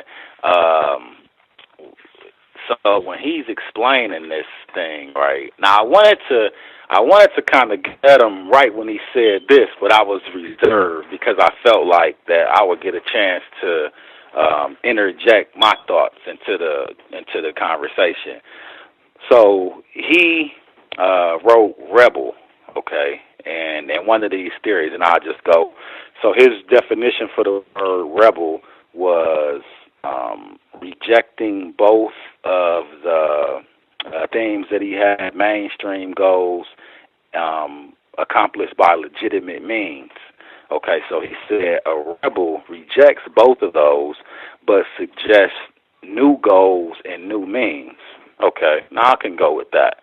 So now he's like, now we're going to look at some examples of rebels. And he said Martin Luther King was a deviant rebel.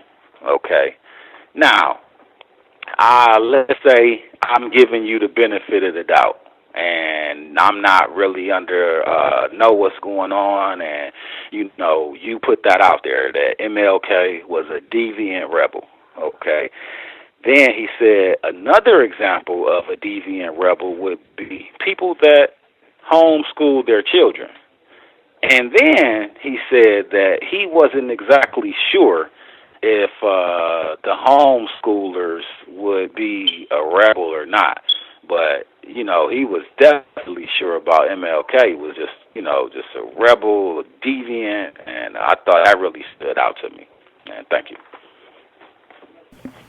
Tackiness abounds. Now, and a lot of that would come down. Now, what do you mean when we say legitimate? What do you mean when we say mainstream as well? But it's always some way, regardless of who the black person is, where they are going to be talked about in that manner. I think with Rosa Parks, my BFF, Amy Goodman, they described her as a troublemaker when they were doing a tribute. I think it was the 60-year anniversary of her refusing to get up on the bus in Alabama. This was 2014, where they continued describing her as a troublemaker, as though that was something to be proud of. I know Madiba, where people, same type of verbiage, describe him as a troublemaker, where it'll be these type of terms where they will allege and try and spin it and say, oh yeah, this is, they were great and they did great things, but it's the same type of terms that have connotations and denotations that, no, these people are just niggers, troublemaking niggers at that, not people who were fighting for justice. And note, he did not pick out any whites to say, yes, this is a deviant rebel. And even attaching the word deviant in it, I thought we were just describing what a rebel is and laying out a definition. Where did the word deviant come from? What do you mean deviant? Standard. Well, whites do that sort of thing on a regular basis, and a lot of that happens especially in the academy, where you have lots of whites who are very knowledgeable about the power of words and how they condition us to think and respond just with the way that you use words, and even the way that you define words, since he did attach a definition to some of the terminology that was being used. Other folks who are with us, please do not wait till the last minute. If you have not put a hand up, if you have commentary, do not wait till we get to the final moment to decide that you want to chime in and have a commentary or a question about something that has been shared. Any folks that we have not heard from at all? Anybody with us that we have not heard from at all? Hey, Gus, can I be heard? Yes, sir. Okay. Tonight, I think I'm going to be formal.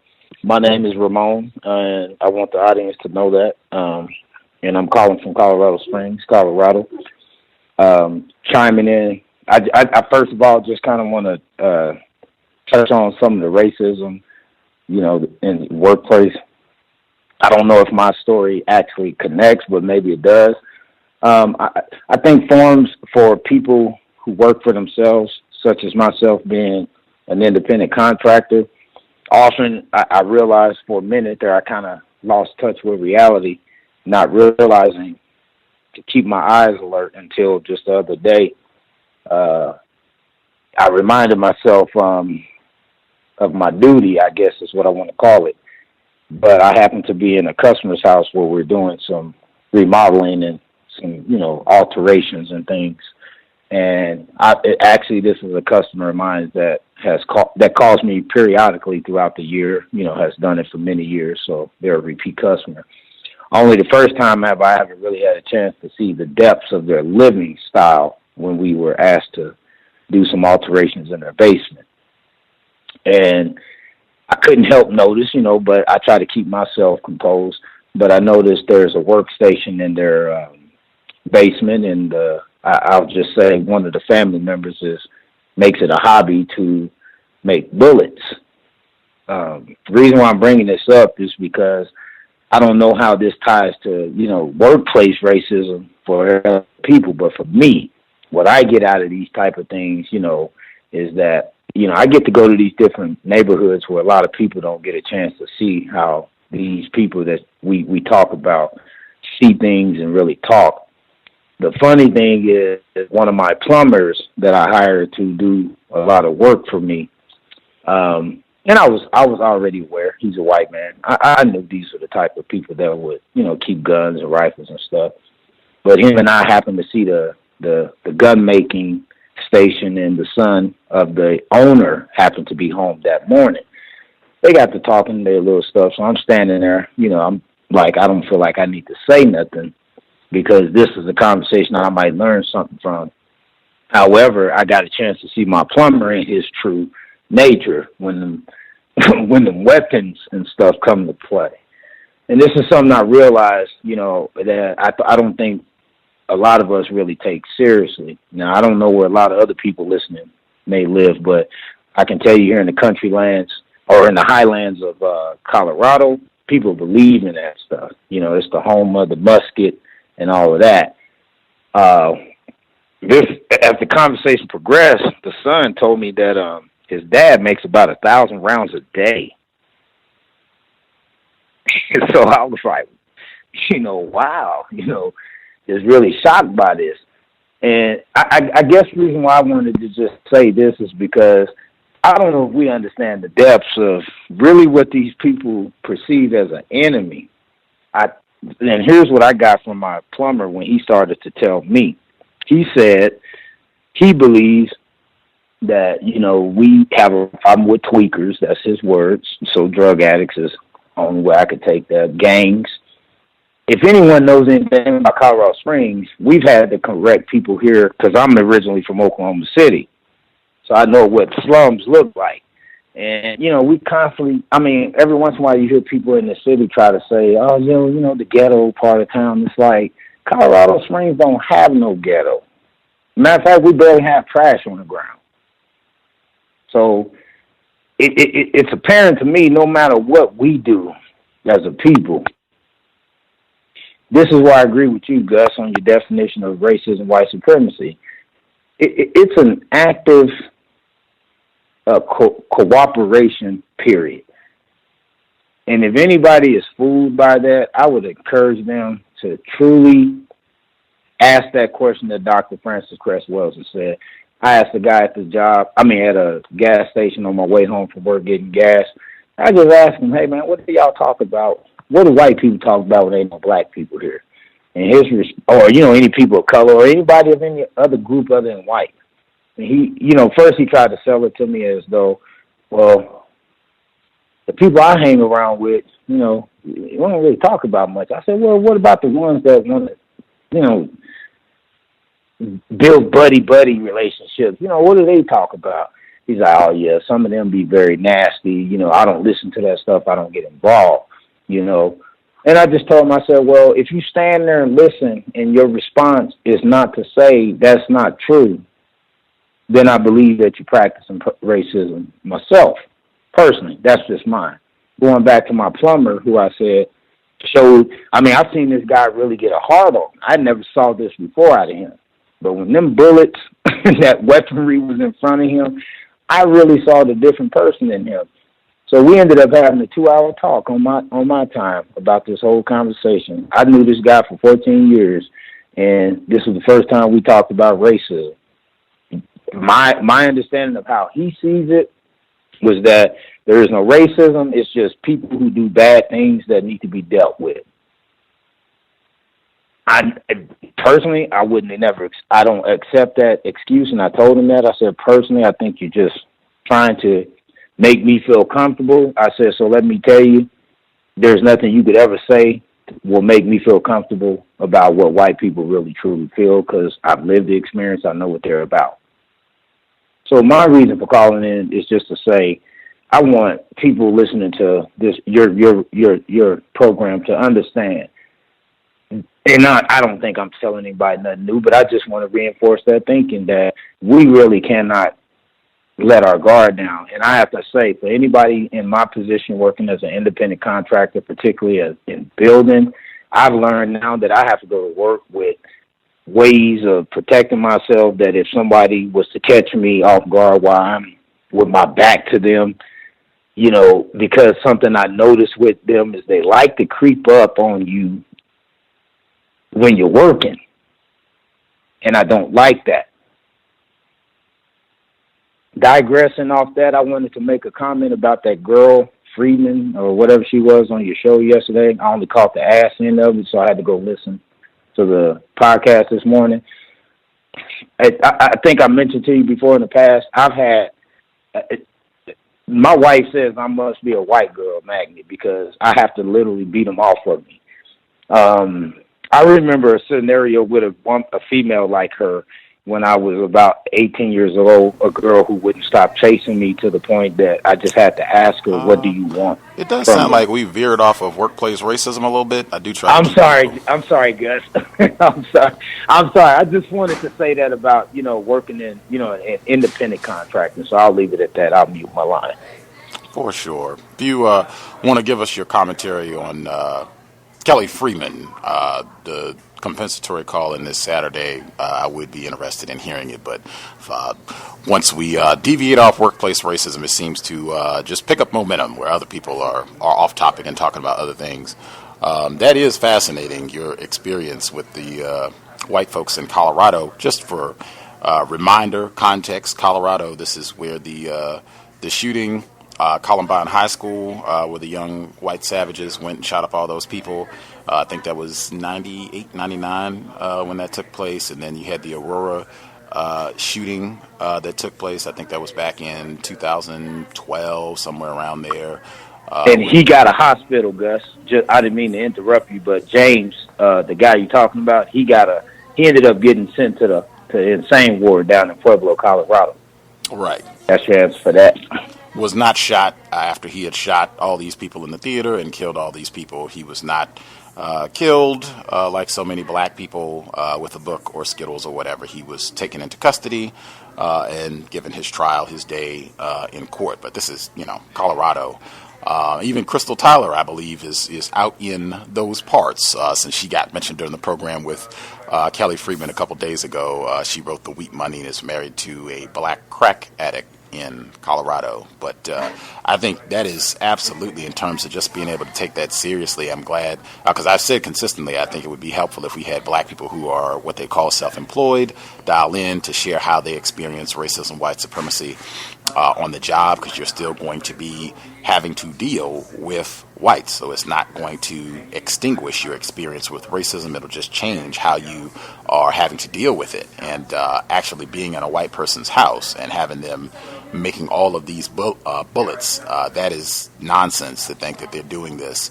The enemy, the person on the target, invariably is someone dark. And even that was even stated in the Columbine shooting, where they had a white female witness said that one of the shooters shot and killed a black student because he was black. That's what she said explicitly. This was in the interviews hours after the shooting. But just keeping that in mind at all times and taking it seriously, that this is war waged in all areas of people activity, and just being real serious about what that means and how we go about dealing with racist man, racist woman, racist child, and just really not trying to minimize that's what it is, and adjusting our behavior accordingly. I think that would be best. Has there been I guess any incidents with the white person that you had to employ to do plumbing for you? Has anything popped up with dealing with this person? No, the thing about it is he's an older gentleman in the 60s, so he kind of, he understands when to kind of, quell himself down. So I know he's really experienced in this thing. But I will say this, though. I hired a gentleman one year, one of my neighbors, white guy, little young guy, just had got back from the war. So I brought him in and, on our personal time, we talk and visit a little bit. And, he was one of them guys that he felt that these things that, for example, I'll give you an example. He made a joke one day, said, what do you call a black woman pregnant? I mean, what do you call a black baby, when they're still in the mother's belly? And I said, well, what? I just want to hear what he had to say. He said, a cotton picker. Basically, he made the reference that if a woman put a tampon in while she's pregnant, the baby would be a cotton picker. So, I just want people to understand we don't escape racism regardless. It really is real. And that I'll mute my line. Appreciate the racist jokes. Always fascinating. You get to see it. That's what they think of all of us. Black males, black females, black children, even before they are born, subject to racism, white supremacy. Folks have comments. Make sure if you have commentary and we haven't heard from you, you should get your hand up now. Please do not wait till the last minute to dial in if you have something you would like to share. Is there anybody that we missed? Anybody who has a hand up that we have not heard from at all? May I be heard? Yes, sir. How's it going? This is Ori in Dallas. Greeting to you, Gus. Greeting to all the callers. I wanted to say, first off, kind of going back to the beginning of the show, Thomas, I believe, made a reference to white people talking to them about Donald Trump. And I wanted to say I must work with some very refined racists because I haven't heard anything from white people about Donald Trump, even with all of his views. I haven't heard anything about him. Get into my observation, I want to start out by saying I may be wrong about this whole thing. I don't want to sound like a conspiracy theorist or anything, but I'm eager to hear what the other callers have to say, any commentary on it. But recently, a week ago, we just got done doing our annual wellness reviews. And so what that is, when you go and have your wellness screening for your health insurance and stuff like that, we were told that it was required to have a screening if we wanted to pay the minimal amount. And so we were also recently informed that if we haven't made any, I guess you could say, progression from our last wellness screening, that we'll be subject to a payment increase. And so I felt that, the company was practicing racism because, white people know that black people, we don't eat the adequate food to sustain optimal health. I'm going to steal that word from Roz. And we don't get enough sleep to sustain optimal health. So I just figured that this is them trying to get us to pay a higher insurance rate than what's normally paid by the other white workers. And with that said, I also wanted to add in for any new listeners that's listening in tonight or will be listening to the archives of this show, always ask questions, always document, and watch how white people use words. They are a master at using words. One word that comes to mind is tasteful. They always use that word tastefully. And like I've been reading my employee handbook, and I've seen that word, several times, and I, come to the conclusion that tasteful is however they want to perceive it at that time. I have a lot of tattoos, and I ran across the section, talking about tattoos, and they were saying, they have to be tasteful. Well, to one person, something can be tasteful. To the next person, something, is not as tasteful. So, just watch how white people use words, and I'll mute my line on that note. Oh, and kudos on last night's show. I just wanted to throw that in there. Appreciate that. The infamous Kelly Freeman. That word, tasteful, that's why I've been encouraging folks. Read your policy and procedure and do not wait until, things have hit the fan, so they say, before you start reading it. But that word tasteful, exactly as you said, that's going to give whites a lot of discretion on the job. Just as you stated, that's so subjective.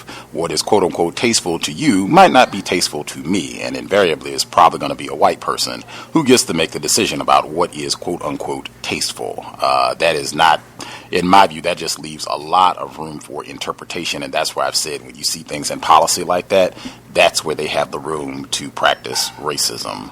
Exactly. With the first part of what you shared, and certainly other people can offer their views as well, it reminded me immediately, Mr. Demery Four, he participates in our book study session regularly, see if he's there tomorrow, but he shared, this was some years back, we were talking about workplace racism, and he shared that on his job, they are required to get some sort of physical checkup, on whatever the intervals are. If it's a yearly thing or every other year, whatever it is, they're required to get physicals.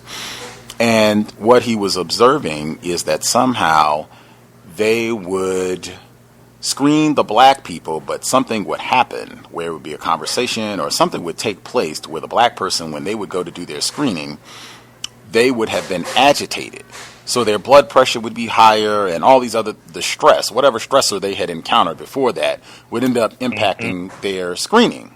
And so then it comes out like, oh man, your blood pressure is, such and such, and it's a little bit high, and oh man, this might be a risk factor. So it was impacting their employment status if they were going to get these physicals, and they were saying, oh man, your health is not good, and you might not be able to maintain employment because we got to have healthy employees. And it was seeming like this was not a one-person thing. It was seeming like this was happening to quite a few black workers, where they were getting these physicals that might jeopardize their continued employment. And I think that is widespread, even though you were saying that it might, your assessment was that this might be something to get black people to have to pay a higher rate. I think sometimes this is done deliberately to totally disqualify and or exclude black people from employment, and they just have little deceptive ways of doing it. If you're going to be called in, you got to have a talk with your boss. Like I think even what the female caller mentioned before, they make a submission, hand in this assignment, and then you meet with your boss. Like, oh man, you messed this up. This isn't what I asked for. You got to go back and do this again, and then you got to have a back and forth with them, where you're upset, raises your blood pressure and all that, and then it's, oh, okay, now it's time for you to go in and get your physical. I think this is a standard tactic. I think this is something that whites have done regularly, and it could be either or, as you said, to make black people have to pay more, for their health insurance and or to be a way to exclude you from employment, to just say that you're not healthy so you can no longer work here. Did other folks have thoughts on that?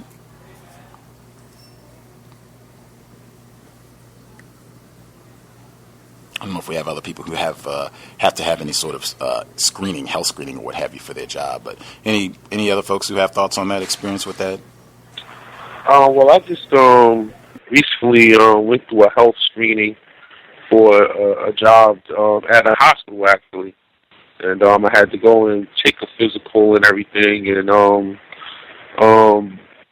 I think from the way it looks, this is a common thing that people must have to do every year, because this in particular place we have to go, it seems to only deal with the hospital employees, and I see a bunch of people sitting there with their uniforms on waiting for this or that. So I think that will be an experience that I will be dealing with in the future.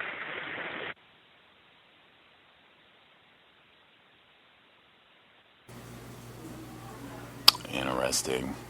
And absolutely, they already know in a system of white supremacy. They've done studies on this where black people don't get adequate rest because of racism, white supremacy, and same thing our caller in Texas said, don't get adequate food. They have what they call food deserts, and not having the resources to purchase adequate food, not having information about what would be correct things to eat. They already know this, that they have severely compromised our health, medical apartheid. So they have a variety of means. That would certainly be something if other folks, if they have commentary, if you listen to the archives and you want to email in on the health screening aspect, I think that would be good as well, because that's certainly something that I suspect there are quite a few black people who have experienced, and probably one of the other subtle ways that racism, white supremacy is in operation on the job. What I did do was I declined to take the flu shot. And they were very adamant, like this was going to be a big problem. So I reached out to two people. Gavaz gave me someone's name. I sent the email to him, and I sent the email to Dr. Curtis Duncan, because that was the first guy I ever heard talk about the flu shots extensively.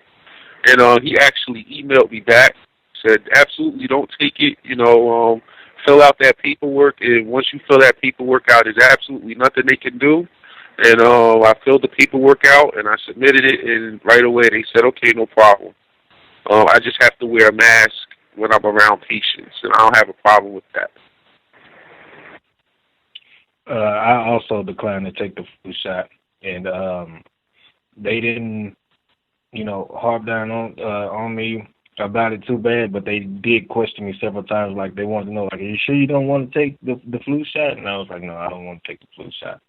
So, yeah, they're pushing for that also. I just declined the flu shot last week. So, yeah, I know what that is. And it wasn't, they just ask you, and if you don't want it, it wasn't a big deal. For those that wanted it, they provided it there on the job, and that was it. I just told a number of black people, I said, I don't do vaccinations. I don't take anything that they provide. And a couple other black folks were like, I'm not taking the flu shot either. I said, very smart move. I said, you should get Curtis Cost book. That was the person who I recommended Thomas get in contact with. But, Curtis Cost book, Vaccines Are Dangerous. I think every black person should have that in their library. It will change your life. Thank you. Which person was it? I heard Mr. Thomas in New York said Curtis Duncan, and then Roz said Curtis Cross. Roz gave me a name, and I also emailed Curtis Duncan. The person Roz gave me the name of, he never responded, but Curtis Duncan did. He responded to me, and he told me, do not take it. And he pretty much said that form that I had, once I fill it out, it was nothing they were going to be able to do about it. Oh, okay. Well, they were both on the program, but I just wanted to get clarification about who did the contacting. Both of them have constructive information, and I concur about the whole vaccine thing and or flu shot specifically. I concur. That's something I would not recommend taking. Although I do see evidence that it looks like whites might be getting more aggressive about making people take flu shots and or vaccines. I have been seeing that. I think it was even a medical employee where they were really pressuring her to take the flu shot, and she didn't want to do it, and they were talking about jeopardizing her employment if she didn't want to do it. So that is something I would pay attention to. Just kind of keep an eye out, different news reports and what have you, in terms of them talking about it, and if there's any controversy of people not wanting to take flu shots and/or vaccines. I'm sorry to interrupt. Can I get the name of that book again? Vaccines. Go ahead. Go ahead. Go ahead. I was going to say it's called Vaccines Are Dangerous, and the author's name is Curtis Cost. He has excellent research and a lot of up-to-date articles on his website as well regarding all kinds of rogue medical experiments and things that you can avoid, and how to avoid certain things, legally speaking, like for your children and things of that nature as well. He's a great site and brilliant young black male. Thank you. Okay, thanks. I'm going to find that and put that in my library. I appreciate it. We have. Oh, I'm sorry. Mm-hmm. I'm sorry. I also wanted to speak to the guy who spoke before me. I believe his name was Ramon. I just wanted to say he was right, though. I know ghettos in Colorado Springs. I've been there several times. That we have a few offices out there, and there are no ghettos. I haven't ran into any. And, ghettos are just code words for where the black people live, black neighborhoods. So, and I mean my mind. Gus, can I be heard? Yes, sir. This is Ramon. I didn't get the gentleman's name that was asking about me. I would just let him know if he wants to talk outside of this forum. He can reach me at electronicproducers@gmail.com, and I'll mute my line. There you go. Feel free. Other folks have commentary, anything workplace racism that they wanted to share. I did read an article. It was about Marilyn Mosby. I was going to bring it up on the compensatory call-in, which I still may. But I also thought that was workplace racism as well, where they were talking about all of the strain that she and her husband have experienced over the past year plus since the death of Freddie Gray, shot and killed by enforcement. Well, excuse me, he was not shot and killed, but in my view, killed by Baltimore's finest. They will just say that he died under suspicious circumstances while in police custody, but they were talking about all of the strain that they had endured and difficulties on the job when she signed on. To me, it very much sounded like workplace racism for what she's doing, the job that she's been trying to do, and the impact that it's had on her, even the strain on her marriage and her family. You have to check. It was in the New York. Well, I don't know when it was in the physical paper, but it was online yesterday. I posted it. You can check it out. It is a little lengthy, but I found it quite interesting. As I stated, I might bring it up on the compensatory call in this weekend, but in my view, it would certainly qualify as workplace racism. Some of the things that they mentioned in the report. Anything else, folks? Commentary, either personal observations or if you had questions about anything that you have heard thus far? Yeah, I wanted to say the brother in Colorado Springs, what he said that was very interesting. And, these are the white people who, are sitting there making bullets and stuff. Like, I coined them the Duck Dynasty boys. Those are the last white people, black people want to deal with. This dude is sitting there making guns and bullets. It's for black people. I mean, who else are they going to be going around here shooting or threat of shooting? And I just think that was a very good observation he made, because that's very dangerous white people there. I mean, those are the ones that are going to have nothing better to do when something pops off than to go into the ghetto, no fear, and kill as many black people as they can find. I'll mute my line. Hey, Gus, I'm sorry me and the brother have to feed back to each other like this, but I just want everybody to remember something that you say on a regular, is that we have to not stereotype the type of people that would be dangerous to us, because if all we're looking for is people with 3 teeth, tooth like you say, I mean, I know from experience that's not true. I look at them truthfully, in my opinion, as these are the pawns of the game. These are the The ones you can, if I can easily pick you out, you're not a threat to me. I tell people around here on a regular, you walking around with a gun on your hip, I've already got the jump on you. What you gonna do? You know, so these ain't the people I be talking about. Matter of fact, I'll just be honest. The person that the house I'm at, this is a Pentagon person, suit and tie. I had no knowledge of this myself, and I'd been in their houses a couple of years back to back. That's what I want us to be more concerned with, understanding. The most dangerous people don't look like, don't look like Cooter. This is what we have to accept, that we're going to have to learn to pick up our dialect, our our understanding of language and the type of people, that won't just overtly come out like that. And I'll mute my line. One of our previous callers, she is also in the Colorado area. She's a black female, and she was sharing there's a white physician, not, some down and out overalls wearing white guy, a white physician who makes a substantial salary and, has a tie and a suit and all of that, gets up and goes to a hospital to work, medical professional, and guns, brags about having guns, photos of his guns all around, same type of thing, right in Colorado. I don't know if it's Colorado Springs, but right there in Colorado, same type of thing. And I think that's the important thing to really get through, that this is white culture. This is at the root of white identity, violence against non-white people, especially black people, and to just be very clear about that. That's why I say all the time, it's not anything to play with. It's something to take very seriously. Even we had our female caller out in the Bay Area when she was talking about the situation where the white guy called and was intoxicated and trying to get her to come to his room. That's what you have to have in mind. These folks are extremely dangerous, and it does not take very much time at all for things to end up becoming a life-threatening situation. Take it real seriously in terms of what it means to be classified as white. Just to piggyback off of what all of you are talking about, it really makes me think about the fact that when white people are probing and asking questions about us, they want to see how in tune we are for things like their proverbial race war as well. So you'll have people who wear suit and ties come in there, like Gus was just saying, the doctor, the last person who would think that would have an arsenal in their house, but yet they have that arsenal. And on the weekends, they go out with their militia groups and, they hunt niggers and bears. And, this is the kind of stuff they do for fun. So all white people are deadly. And even the toothless ones. I used to work with some, too, out here in central Jersey.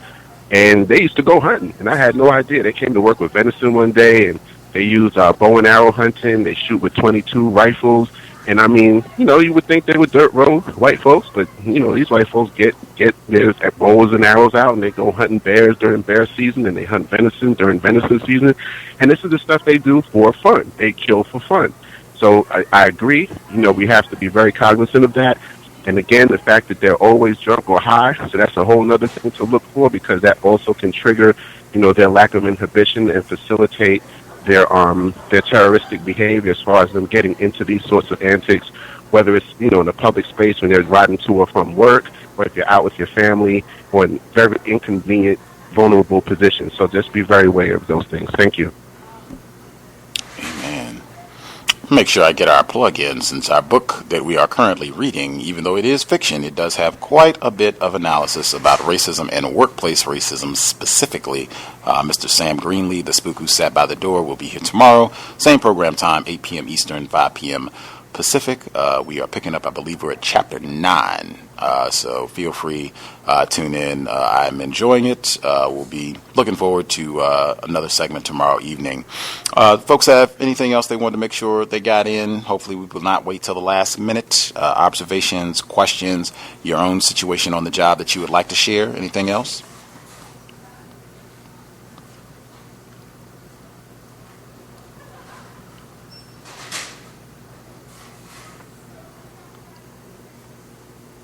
Everybody's content. Didn't miss anything.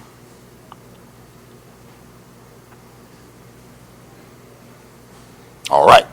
Assume everybody is good. I will still say this is not a spectator program. We still had a lot of folks hanging out on the phone line, just listening.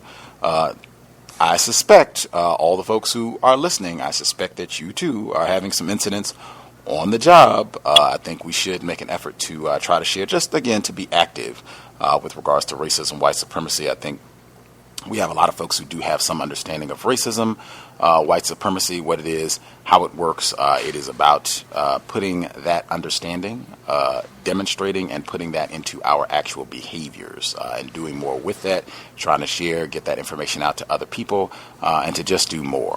Racists, they are not ignorant with their knowledge, expertise about terrorizing black people. I think we have to do the same with our understanding of what it means to be white, our understanding of racism, white supremacy, to put that in action more frequently. Thanks to all of the folks for participating. Grand to hear from everyone who chimed in. We will do it again next Thursday, 8 p.m. Eastern, 5 p.m. Pacific. I will again say the election. I am sure that will be more frequent as we get closer to November. So just have that in mind. Don't be surprised and document it. Folks are, whatever they're saying about any of the candidates, Trump, Hillary Clinton, whatever, just, be prepared, not surprised, and already have in mind what you're going to say if they ask you anything about the election, who you're going to vote for, or what you think about the campaign, what you think about the debates. If anything happens newsworthy related to racism, already have that in mind so that you're not surprised with the shootings. I know that's been a big deal as well. Have that in mind as well. If you are going to say anything at all, I would minimize what you have to say about it. I think it's great. I think Thomas gave us an illustration last week that I have not even been able to keep up with what's going on. I don't even know what's going on in North Carolina, what's happening down there, just so that you're not pulled into, because it's been my experience that whites frequently, they try to lure us into these dialogues just so that they can make a further assessment of how informed we are, how confused we are about racism, and or just to get us upset, where they can make whatever comments that, Mr. Scott got what he deserved, and Terrence Crutcher got what he deserved, and that was a bad-looking dude, and he wasn't complying, and you all just don't respect him for, or whatever. To just say those sort of things to, again, get us riled up, get us angry, and then that might be the time that they oh, yes, by the way, you have your physical today. We have our health screens. We need to go and get your blood and all that. So I would just make an effort. Do not get involved in any of those discussions on the job if it is coming up. And if you are asked questions, that's what I recommend all the time. See what they think. Ask them about their opinion. That's interesting. I'll have to check more into this because I just haven't been following the details. That's my codified suggestion for how you want to deal with all that. I've just seen too many times where black people get in those sort of arguments or situations where you're trying to share your view and what you think about all this, and it ends up not working out to the benefit of the black person. So just something to keep in mind if that is coming up on people's jobs, in their workplace, what have you.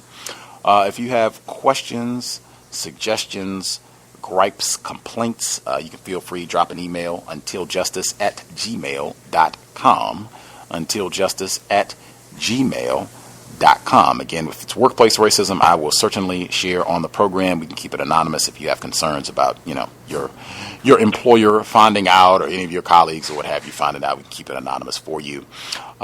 Thanks again for everyone tuning in. Hope it's been a constructive investment of your Thursday evening, and we will be here tomorrow. Sam Greenlee, the spook who sat by the door, will be here Saturday as well for the compensatory call-in, 9 p.m. Eastern, 6 p.m. Pacific. If folks, our caller who want to share about Miss Kelly Freeman, you can make time for that, and other commentary as well this coming Saturday evening.